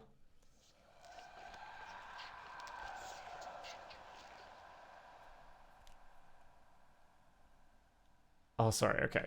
I will muse for long, unmeasured hours with my attention...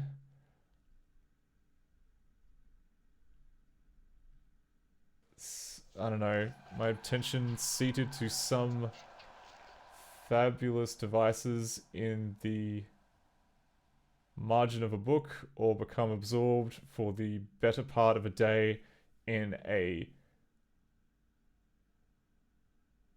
quaint... Oh my word. Yeah, a quaint shelf following upon the... Yeah, a quaint something falling on the floor, or repeat... Oh my good lord, alright.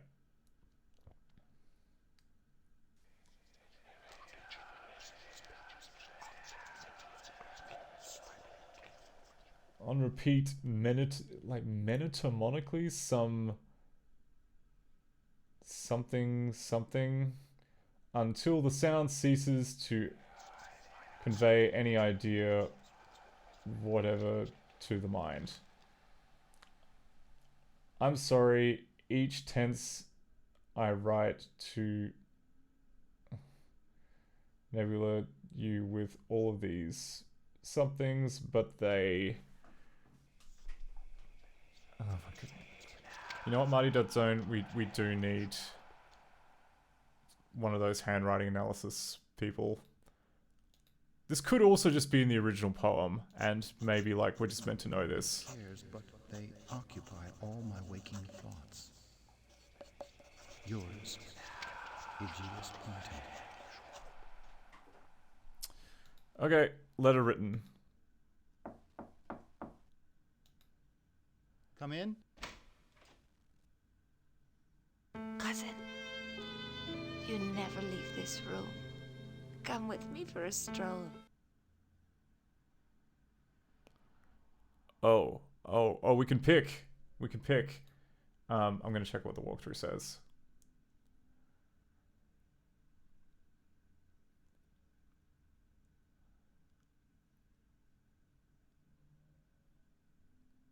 Aegeus, are you all right?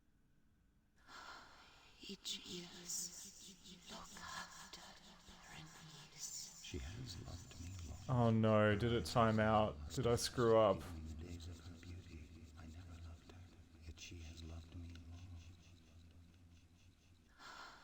Aegeus, look after Berenice. She has loved me long. Her eyes have grown lusterless, even in the days Oh of no, it's gonna switch to her.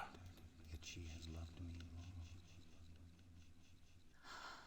Aegeus, look after Okay. She has loved me. Berenice, her eyes have grown lusterless. It occurs to me that perhaps we should marry. Yet she has loved me. Aegeus, Yes, I believe we should. Aegeus. Perhaps come November. I'm quite forgotten. Her eyes have grown lusterless. Even in the days of her beauty, I never loved her. Yet she has loved me. Help someone! Whoops. Berenice has fallen! Aegeus. No, I'm all right. It's past. Cool, miss, you've taken another of your turns.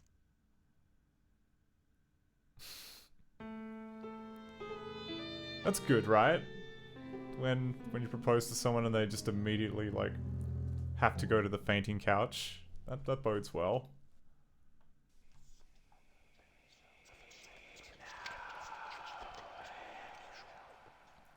Yes, L5. I noticed that, like, yeah, clicking on the eyes last time was how we switched characters, and I don't want to do that because I kind of want to follow the walkthrough as close as I can. But I was kind of freaking out that I'd lost my place, and there was like kind of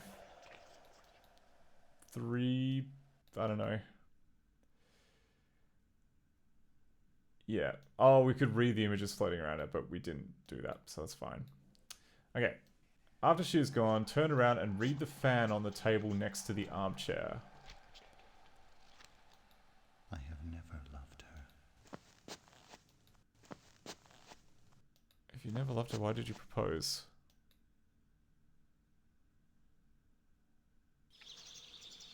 Another of her trances.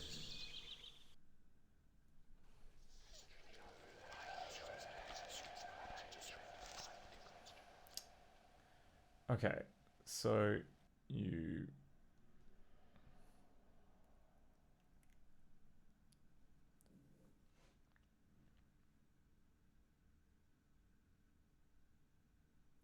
Next, read the desert painting.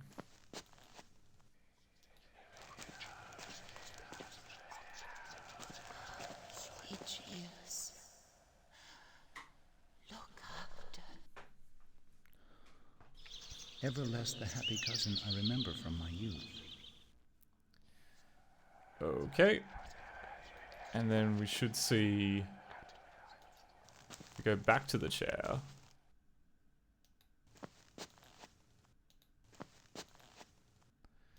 If we can go back to the chair.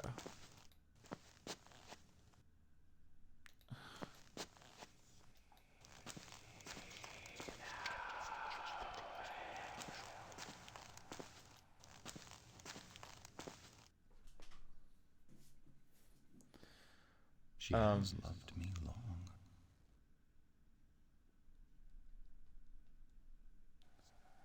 Oh, right, and then read the window again. That's what we're gonna do.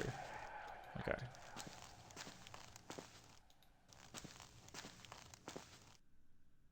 Not that window, obviously. That window's got nothing to tell us. This window, on the other hand...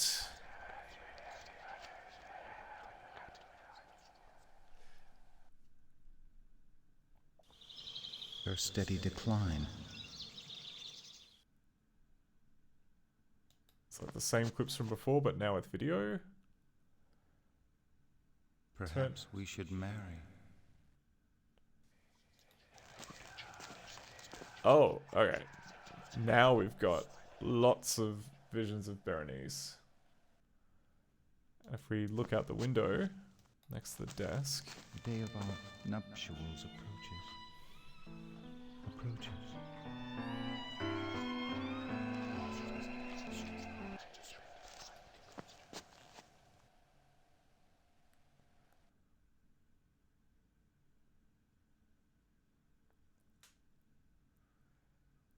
Okay, and now if we approach the desk and look at the new letter.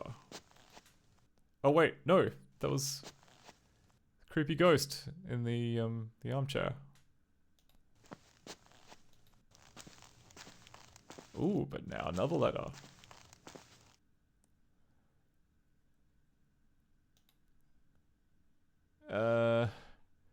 Yeah.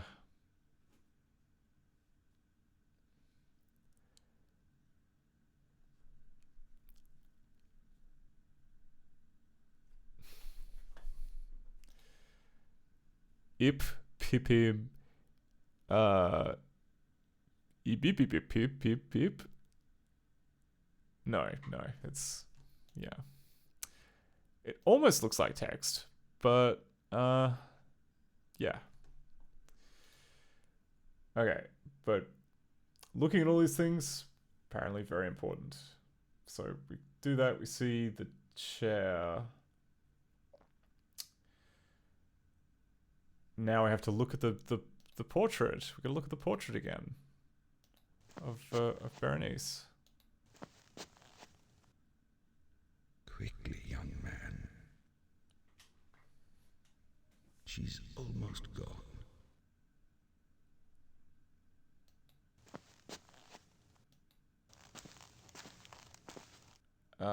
Yep. Okay, we've done that, and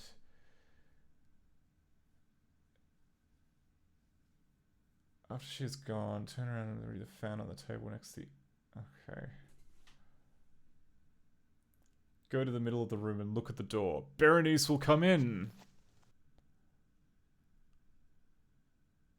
Not from here though. That's too close. We got to go into the middle of the room. Come in. Dearest Aegeus, the day is soon upon us. The smile. The smile is getting me a little bit. Anyway, we don't want to switch to Berenice. I don't think. Read her teeth.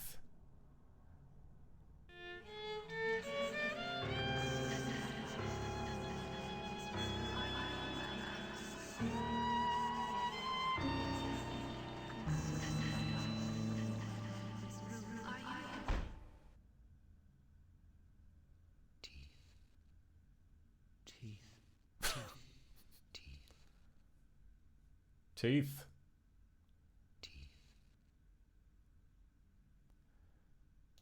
Okay. Now we just Teeth. This is a hint, believe it or not. Teeth. Teeth. Teeth. Ooh. Look at that smile. Teeth. That wasn't there before.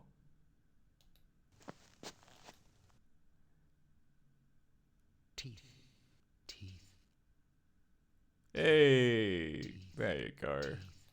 Teeth. Teeth.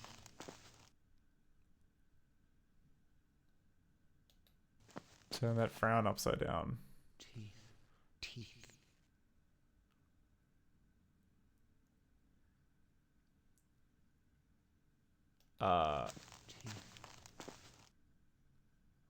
Teeth.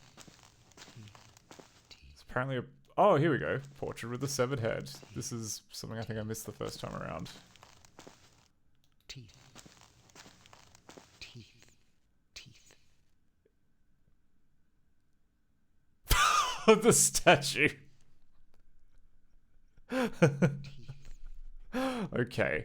Alright, maybe this game is good. Teeth. Teeth. Teeth. Teeth. Alright. I love that. Okay, so we've done that. Teeth. Where are the other teeth? Teeth.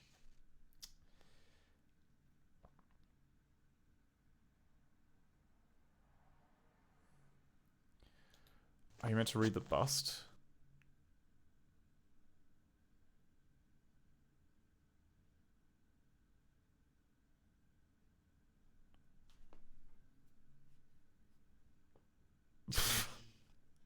Sure. Makes perfect sense. Teeth. Teeth. Teeth. Teeth. Teeth. Teeth. Teeth. Teeth. Oh, it's like ghostly teeth that are like just appearing. Teeth. I was like wondering, is that like a weird kind of rendering error? No, it's actual just, it's little teeth that are kind of indicating that you should look at things. Teeth. Teeth. Teeth. Teeth. Teeth. Okay, what does it say next? Teeth. Look out, oh, look out the window near the desk again. Okay, we didn't do that. Teeth.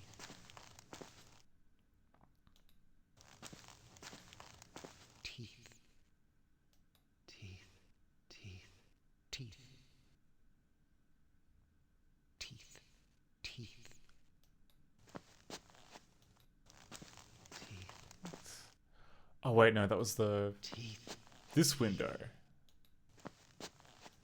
Teeth. Teeth. It is only by way of the teeth that I can restore myself to peace and to reason. Okay.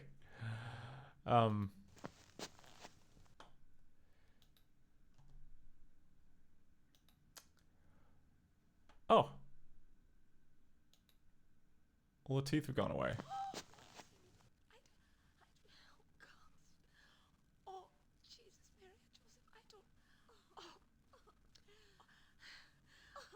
Oh, no, I just saw it a minute ago. Not me. Okay, now go up and over and open the door.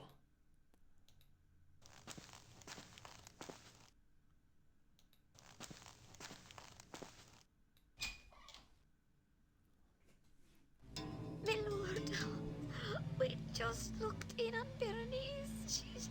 I can see. Yeah, Bernice, how's she doing? She is no more. What? Oh.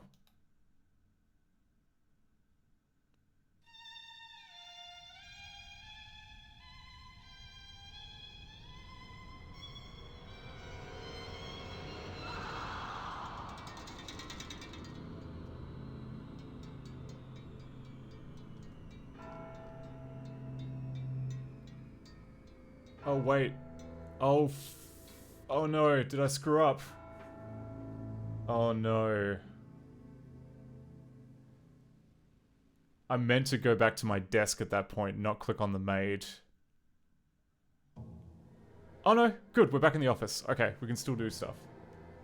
Yeah, okay. Just the thought of like going through all this again is little grating. Anyway, okay, so we did all that. Back at the desk. Look at the book. Those who were my friends told me that by visiting the grave of my beloved, I might in some way alleviate my misery. Chin chin, old stick. At this point, I'm wondering if Chekhov's penknife is gonna enter into the equation at this point. Because we did see that penknife before. There was kind of a big motif around that penknife.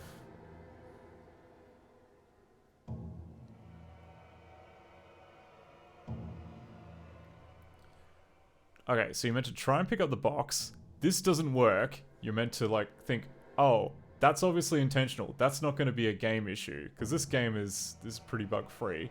And you look at the book again.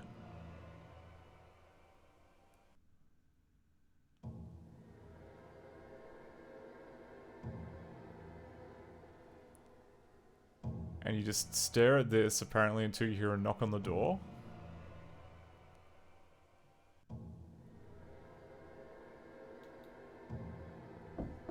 Oh, or you just lift your head and okay.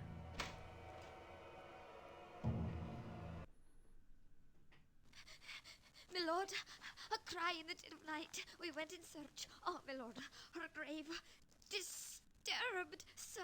Her enshrouded body, bloody, yet still breathing. Oh, yes, alive. Oh, sir, look. Oh, and my hand's kind of filthy. Okay.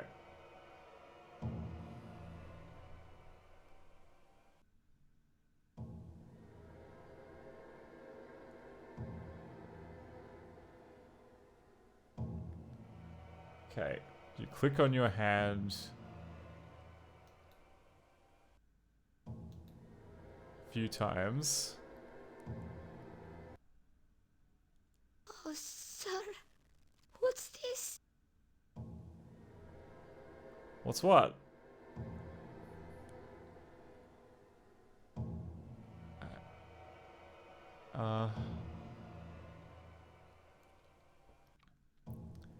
Then we turn left. Oh, is that? Is that a spade with some dirt on it?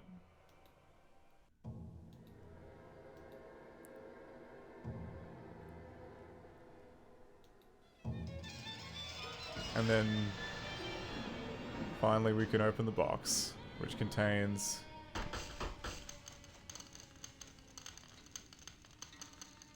teeth.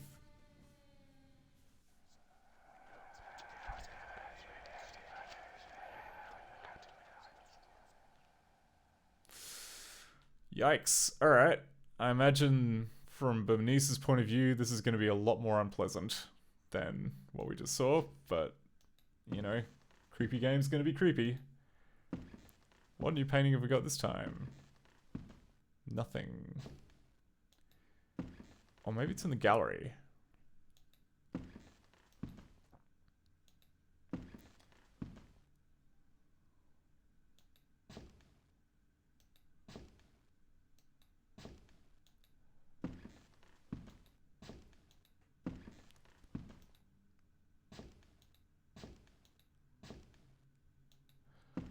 Oh, like, yeah, this is the painting that he was working on.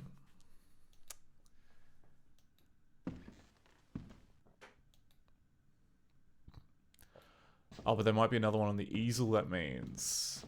So if we go back...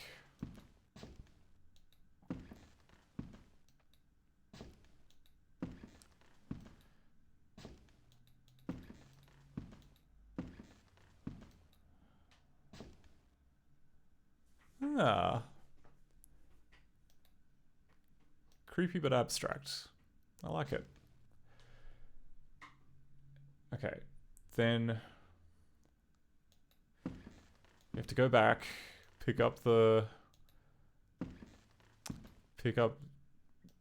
cousin's message from the piano, because we would have dropped it.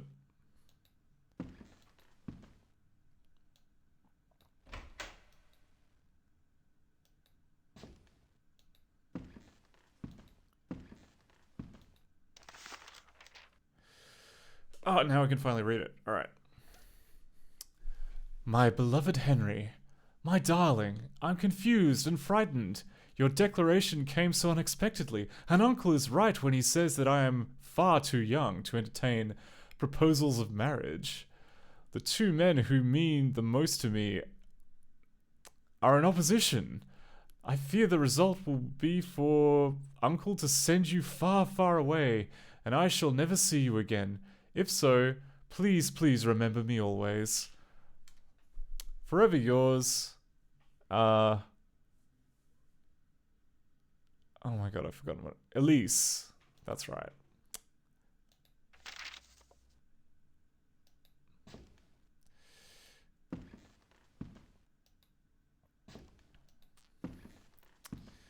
I mean, this seems like it would achieve what old Uncle Henry wants. Like, just...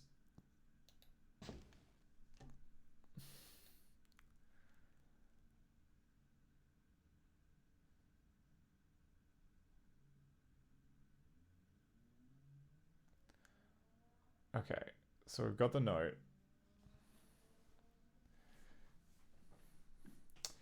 Then leave this room and enter Elise's bedroom next door, which I think is the one on the left. Oh no, we have to leave the note. Oh, we go to Henry's bedroom. Okay.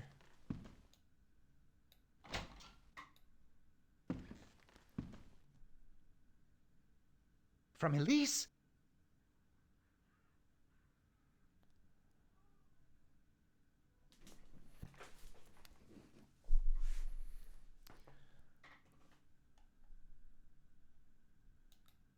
Wait. I need your help. Edwin has become completely unbalanced. He's violently angry. He even refuses to call for a doctor, claiming her condition is due to my unnatural advances.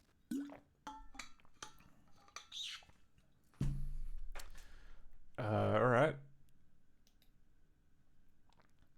Oh no, is this another freeze? Another freeze?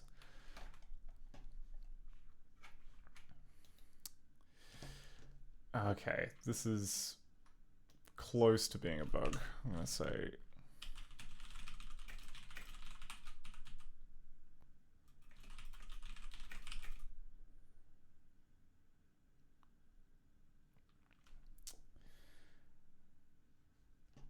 But we can get back to the menu. So I think what I'll do... So go back to here, which definitely saves the game. And then I'll make a copy of this save file. Yeah, just in the background.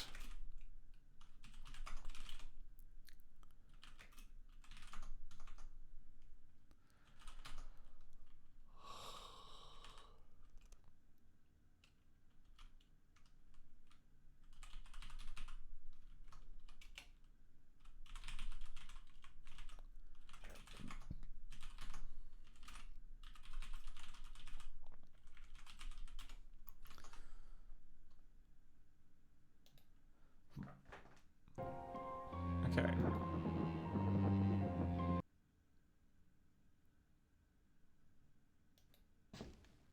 Ugh!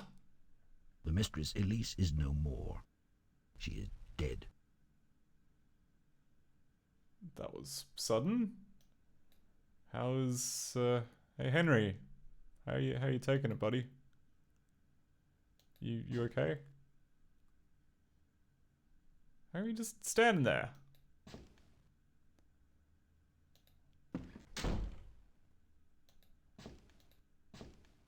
Ugh!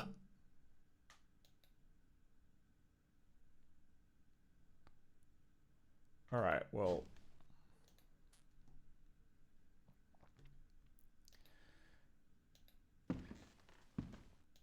Can we go into Elise's bedroom now? We can. It's my fault. All my fault.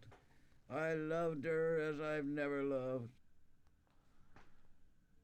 I refused to believe she was ill. My mother, my dear, dear mother, died in much the same way.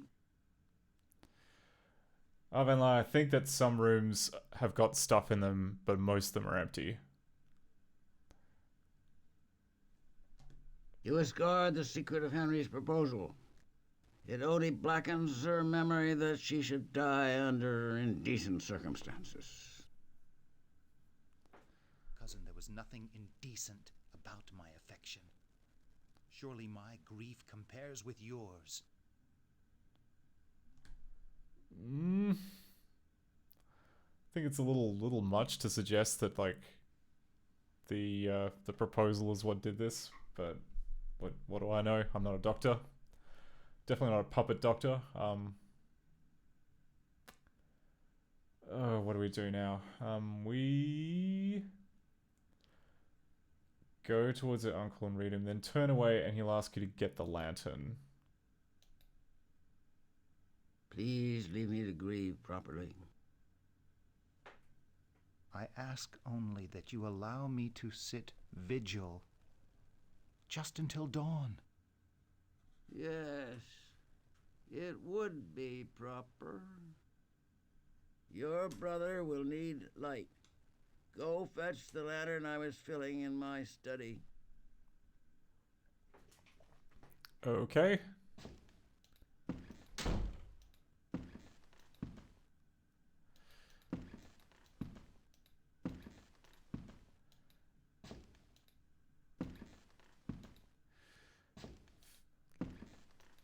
One lantern. Inexplicably turned on. Any more of that paint thinner? No, there is not.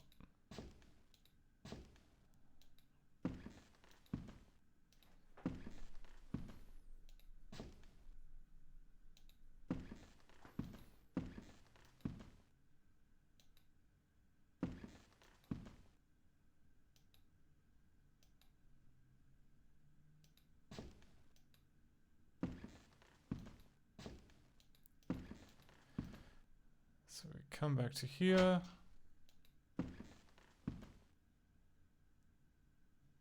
Good, set it here. Sure thing, you bleeding highness. Come on.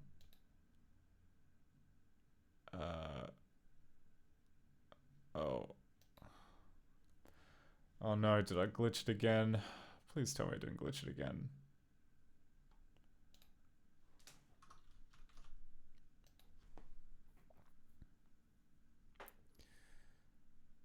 Uh-oh. We've got a text cast member load issue here, which could be a problem. Yeah,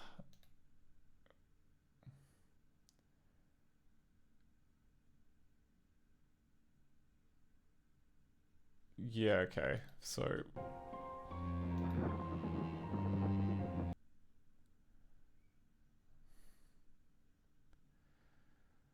all right. Something's gone. Something's gone a bit off.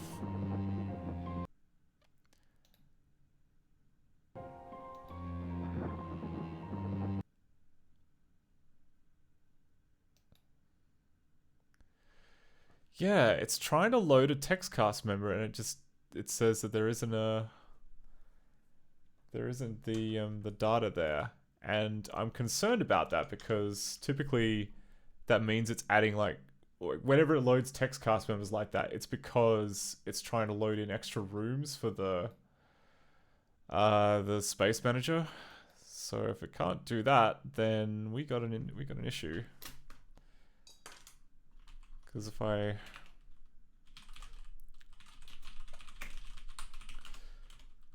enable lingo execution.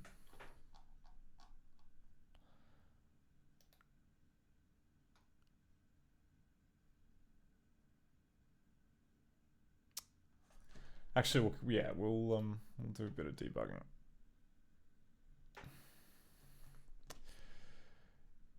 All right, what am I after? I am looking for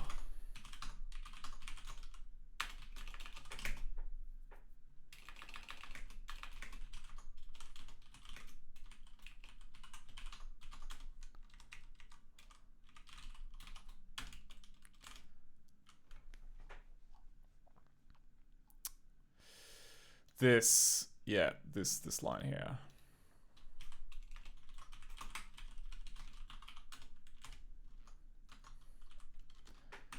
So if I go back out and then back in,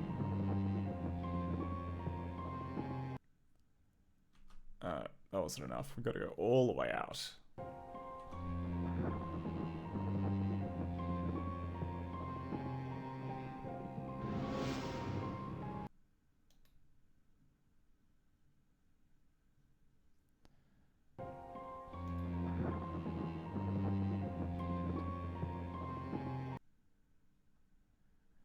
Yeah, so it is cast 3473.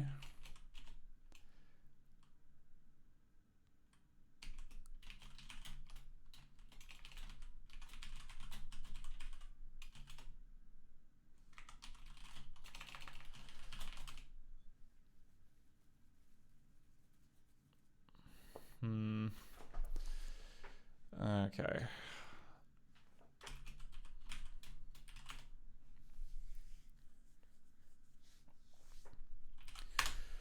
All right, where in execution is this happening? So it's happening in the middle of lingo, doing all this stuff.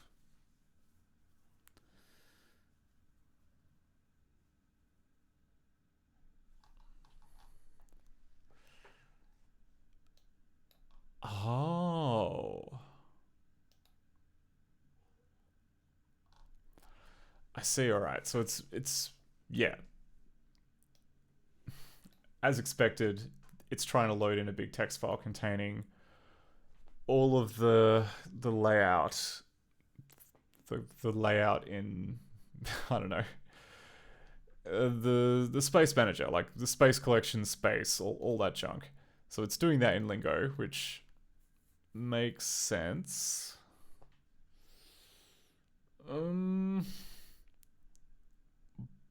but then it tries to kind of push this cast member, but we don't have the STXT file. Or rather, sorry, we don't have the chunk loaded for that cast member yet, which is...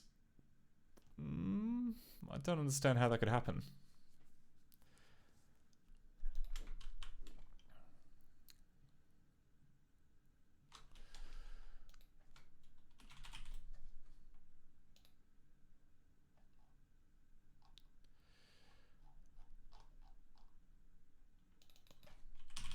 Do we have go-to? Is there a go-to?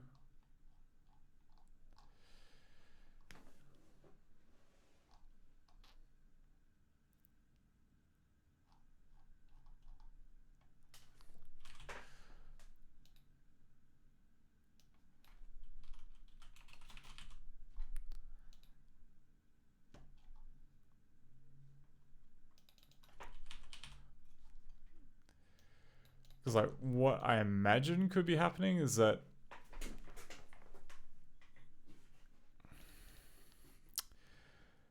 essentially if this exit frame script was running,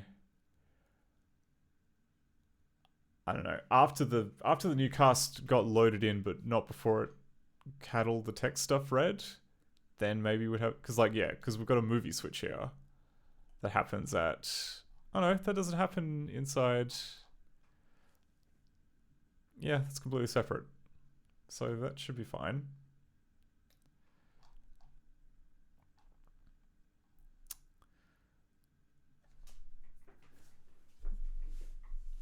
And at this point, I'd love to just have a look and see what's in this loaded sexts array. But I'm not sure if we can. Oh no, good, we can. Okay, so there's 5 things in it. There are... but of course, being a hash map, we can't easily see the keys. That would be too easy.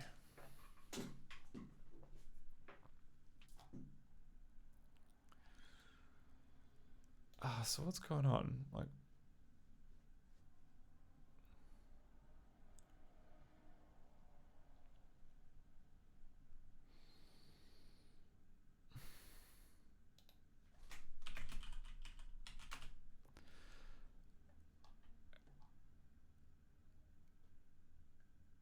Yeah. Size 5. There are 5 things in there. And I'm pretty sure it starts from 1, so... What gives? Why is it saying that I can't find it?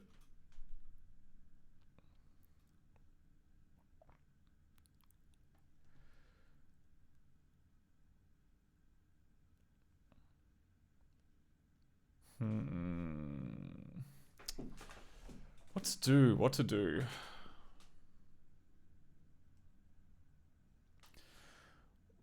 I guess we can mod the code here so that it just always prints all of the different, just the keys that are available. Or alternatively, we just see if there's already debugging in the cast for that.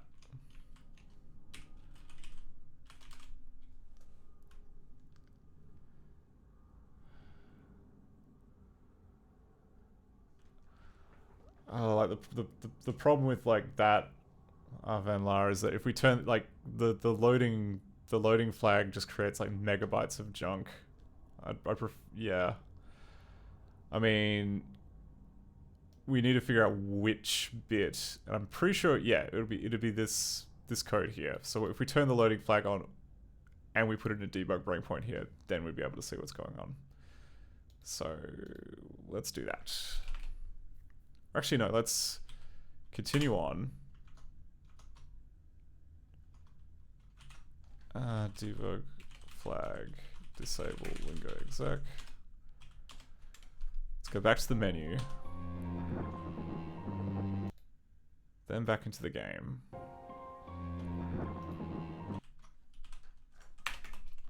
Cast CV 601. Oh, I forgot to turn the loading one on. God damn it. Alright. I made a mistake. I made a mistake.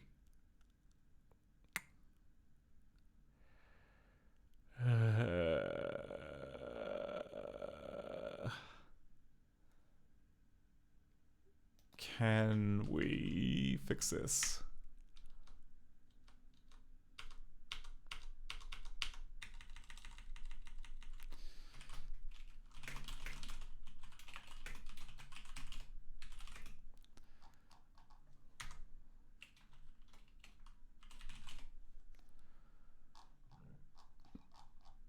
I just want to set the damn flag in the...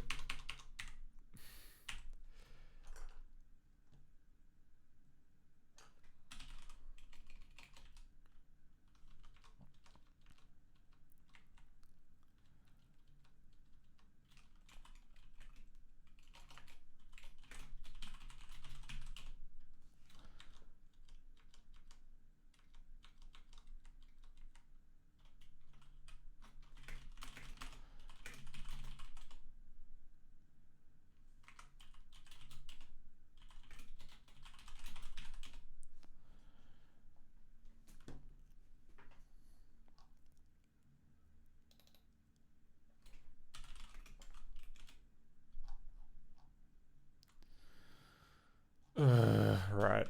No, you know what? It's probably going to be just quicker to... It's going to be quicker to do it that way.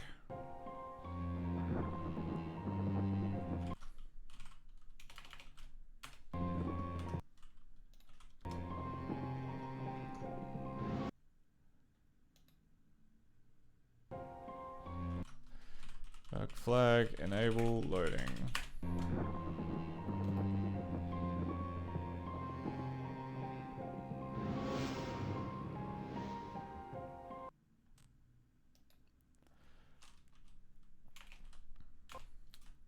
Okay. Loading 253. That doesn't make sense.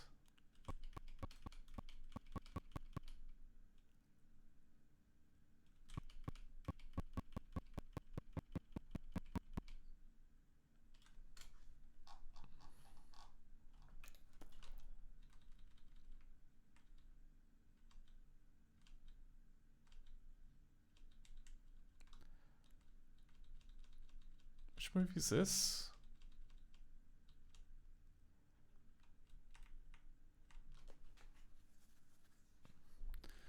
No, this is stuff of the... Okay. Why are there so many... So,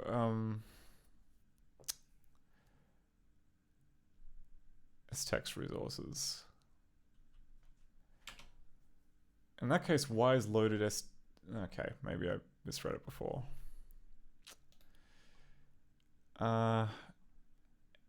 Anyway, if we go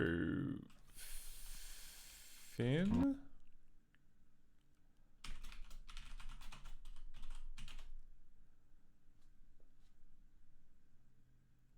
did dang it.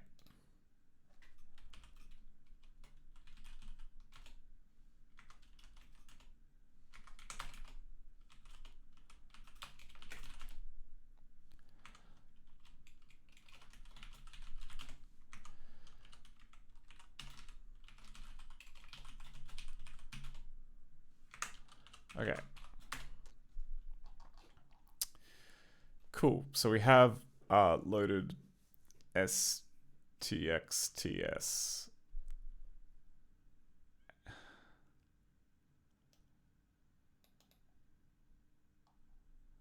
Oh no, the size. Okay. This is that's just chunking. I'm reading the wrong thing. What I actually meant to read was this size down here.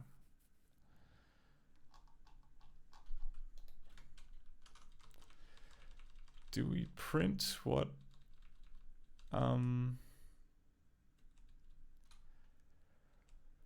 no, we don't.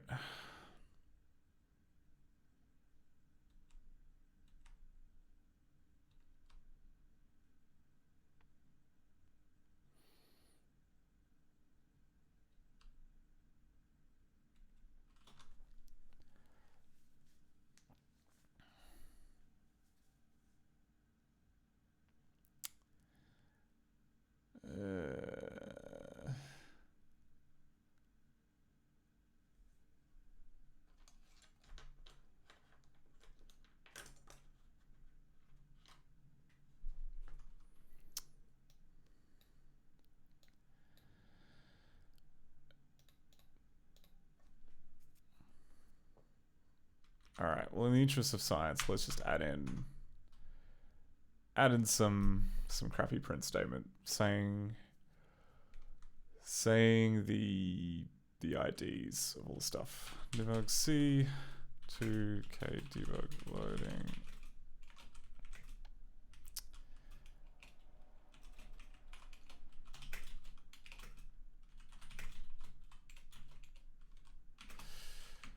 And we'll go iterator minus cast ID offset.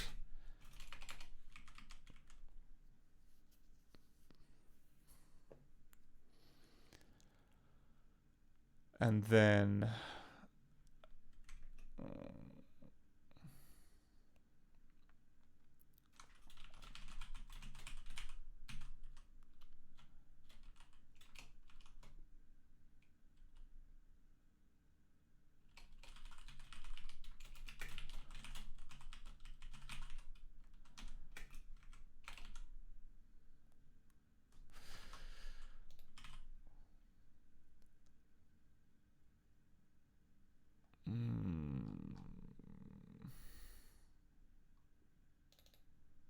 this guy.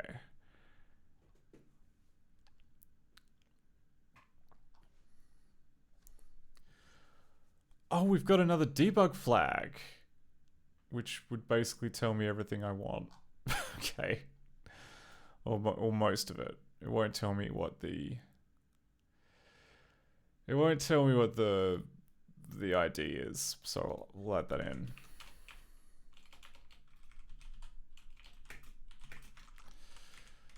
So we'll put that in there. Okay, debug text.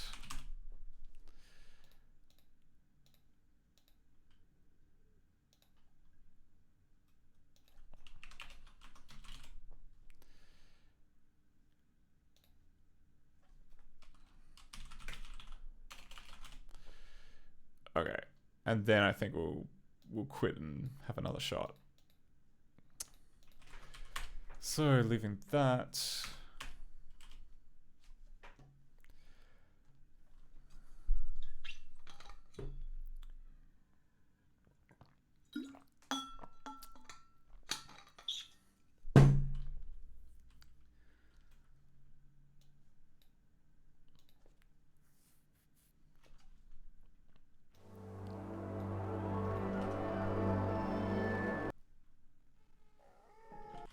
Debug flag enable text.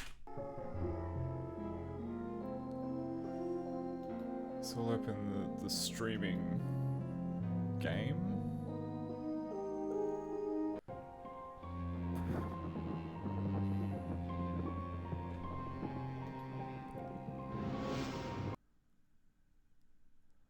Oh, okay. So we started back here.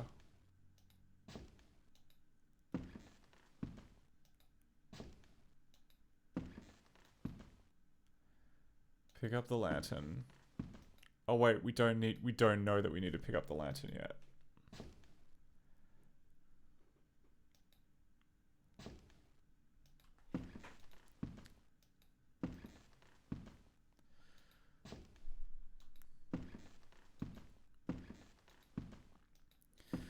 So we gotta go up here, then open this door.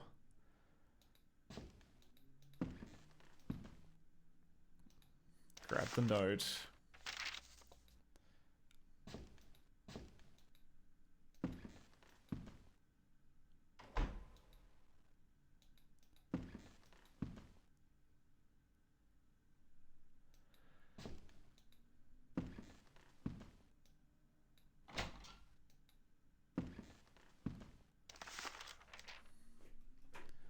From Elise?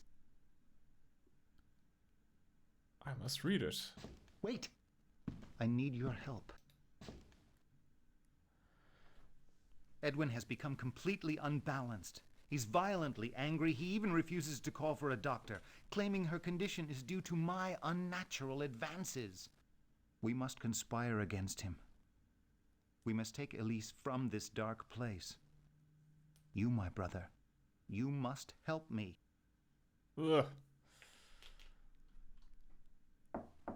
about that. Ugh. The Mistress Elise is no more.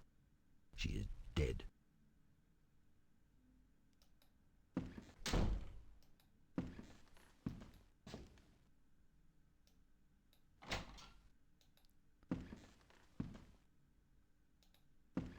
It's my fault. All my fault. Actually, yeah. I loved Kinda her is. as I've never loved. Should have called for a I refused doctor. to believe she was ill. My mother, my dear, dear mother, died in much the same way.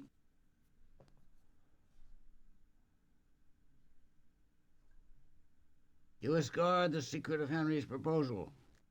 It only blackens her memory that she should die under indecent circumstances. There was nothing indecent about my affection. Surely my grief compares with yours.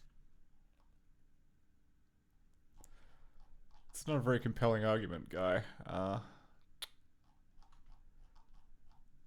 Why aren't any of the debug messages showing up? That's not proving super helpful. Did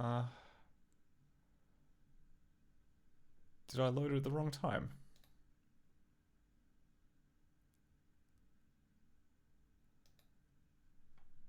Oh, I didn't set I didn't set the level. I didn't set the level. So go back here.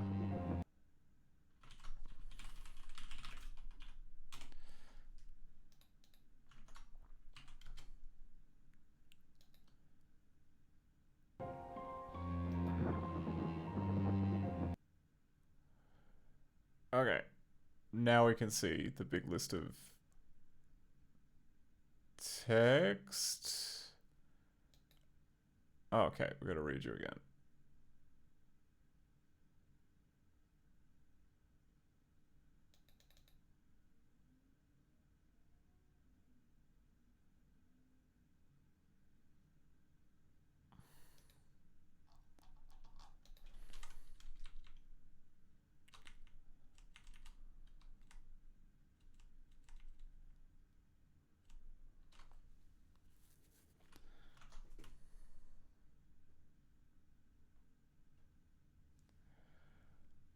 Okay, is this another...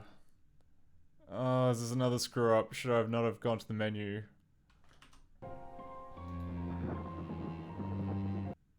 Because things we haven't talked to him, but we have.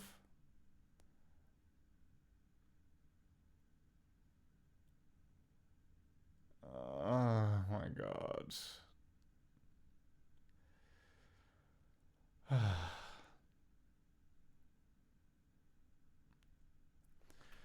Returning to tail ML as Jane into Narblock, Jane Elise dead, current pop Jane, blah blah blah. Yeah. Yeah. What if I go all the way out? And then back in?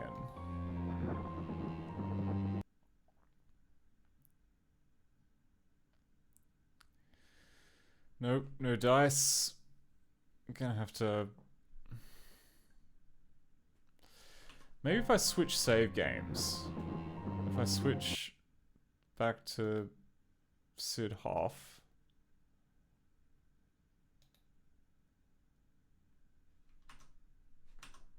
And then we go back to streaming.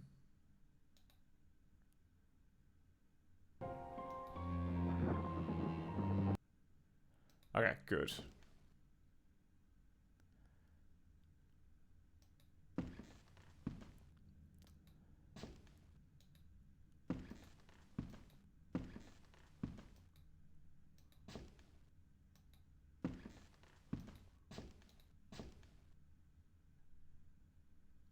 Okay. And I can't pick up the lamp, which must mean Elise is still alive.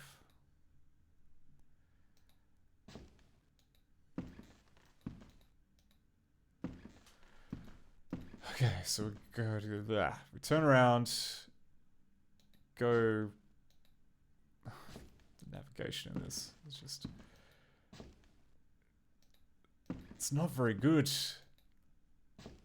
There's something about Inkscape games which is just uniquely annoying to click around.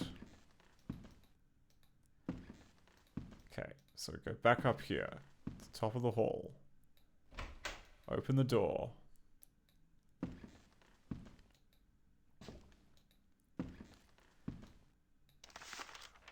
Grab the saucy note.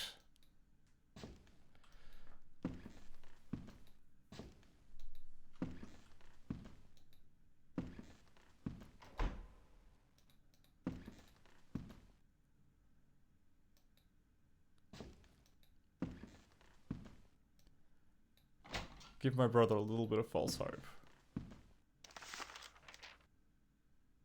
From Elise? Wait. I need your help.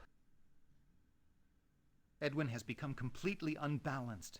He's violently angry. He even refuses to call for a doctor, claiming her condition is due to my unnatural advances. We must conspire against him. We must take Elise from this dark place. You, my brother, you must help me.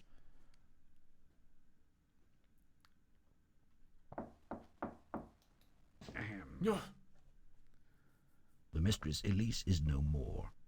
She is dead.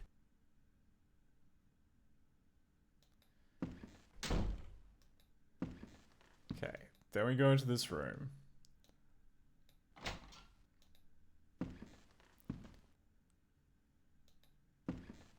It's my fault. All my fault. All my fault. I loved her as I've never loved. I refused to believe she was ill. My mother, my dear, dear mother, died in much the same way. Okay, then you wave the hand. You discard the secret of Henry's proposal. It only blackens her memory that she should die under indecent circumstances. Cousin, there was nothing indecent about my affection. Surely my grief compares with yours. Please leave me to grieve properly. I ask only that you allow me to sit vigil just until dawn. Yes, it would be proper. Your brother will need light. Go fetch the lantern I was filling in my study. Okay.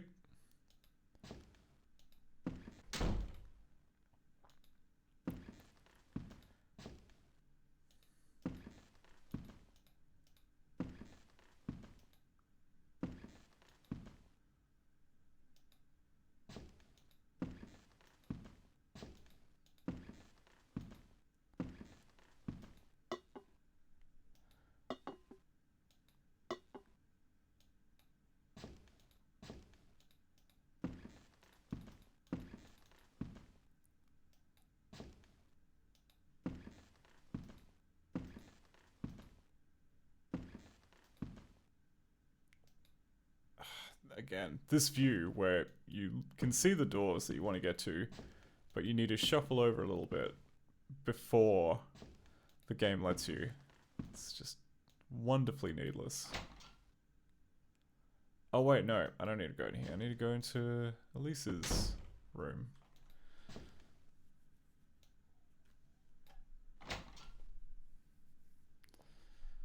Okay. Good, set it here.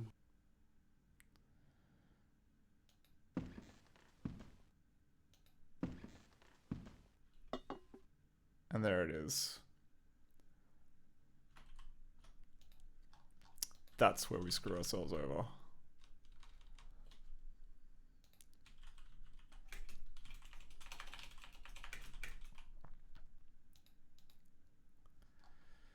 Huh. We just don't have a sext thing with that ID. That's kind of odd.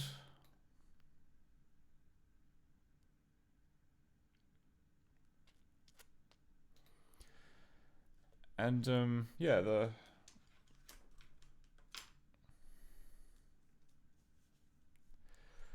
how do we do it? We get all the resources.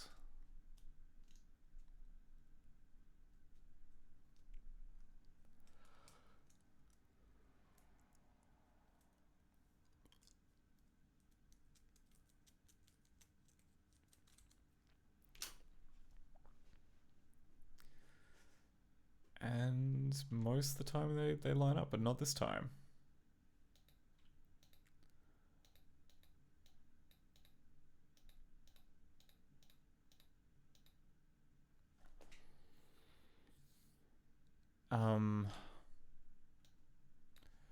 Alright, do I have in the scroll back the copy of the last time this happened?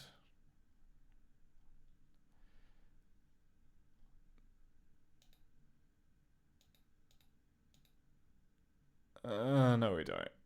We do not.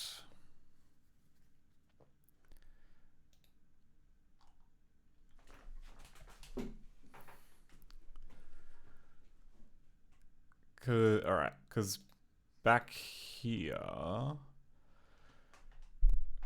Right, so text cast members have... Yeah, they have like the index of which STXT chunk is meant to correspond with the content that they've got. And in this particular case, it's not aligning properly.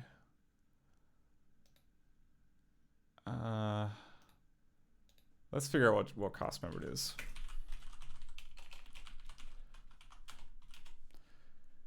Man, we were like on a really good streak until...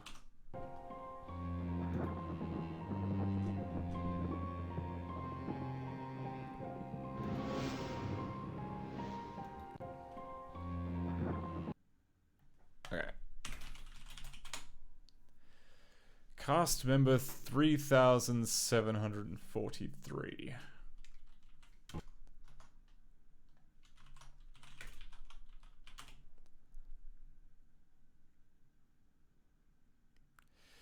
Yeah, and then it just claims that it isn't loaded, because sure.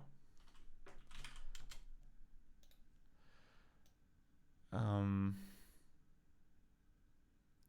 about like other text cast members? 'Cause, I mean, there's definitely been a few which, yeah, like see, like this is an example here of what I think it's looking for. Like one of these kind of text files which explains how the rooms are meant to be connected. But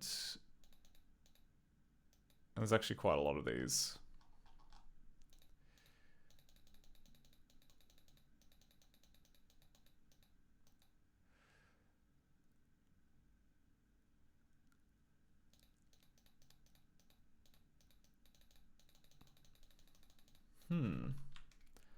Wonder how many of these...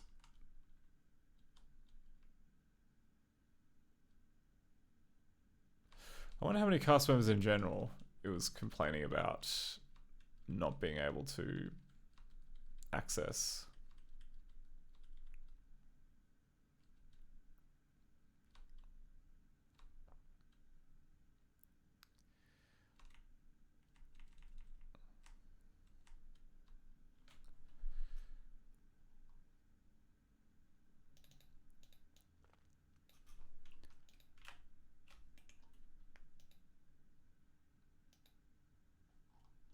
Maybe it's just that one. 3743.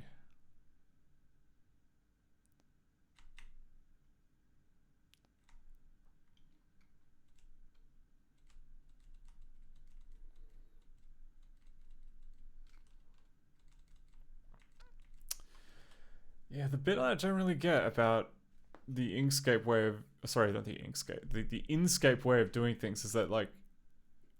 I mean, when you consider, like, the game that we've played up until this point, what have we done? We've had a little wander through a maze. We've bricked someone up into a wall. Picked up a few odds and ends off a desk. Looked at a big box full of someone's teeth. none of these things really need a custom engine. Like, Tong No did all of that with just scripts in the timeline. Like, you can do all this with scripts in the timeline. You don't need a custom engine. Maybe the custom engine is like more complicated than you need to make it.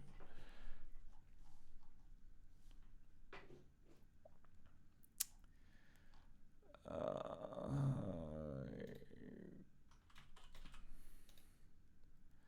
3743.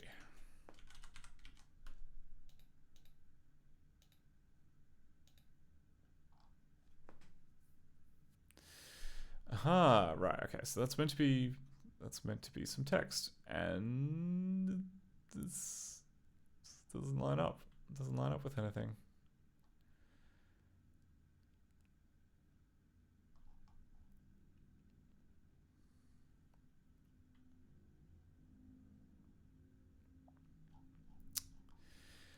Anyway, yeah,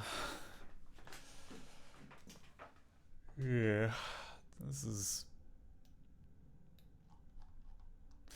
okay. So from looking at this, there's either an issue with how we're loading the movie in, or there's a specific corruption involving this one particular cast member, which we need to find out the proper workaround for.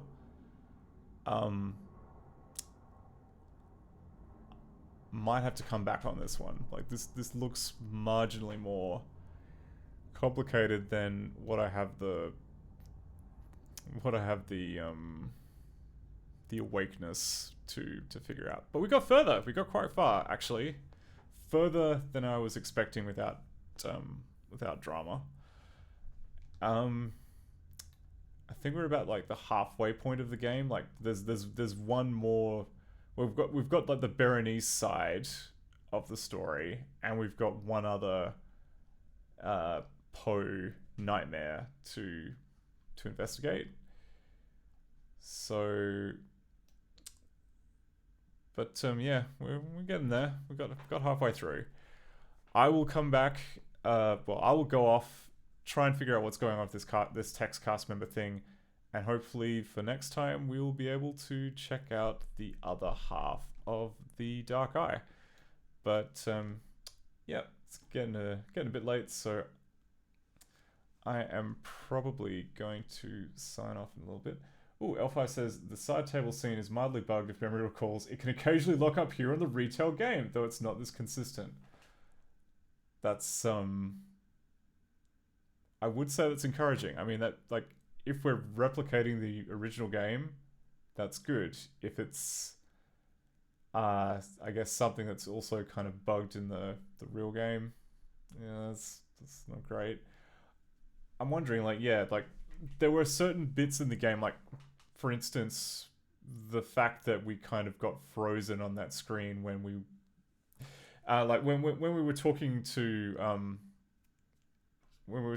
our uncle and then went into the save menu and then it got frozen. Like, I don't... yeah, I'll write that down because I want to check to see if that happens in the original.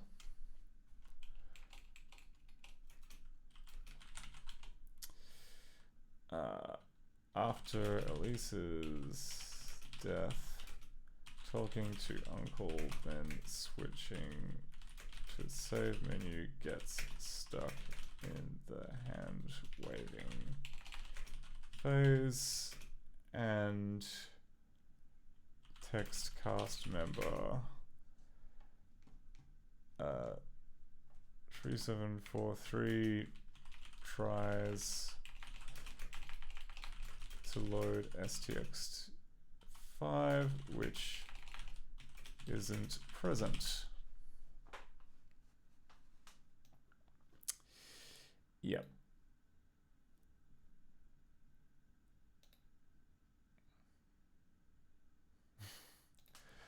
So, yeah, anyway, I'm sorry that we weren't able to finish the scary game tonight. We, yeah, we're going to have to go for one more, but thanks everyone for watching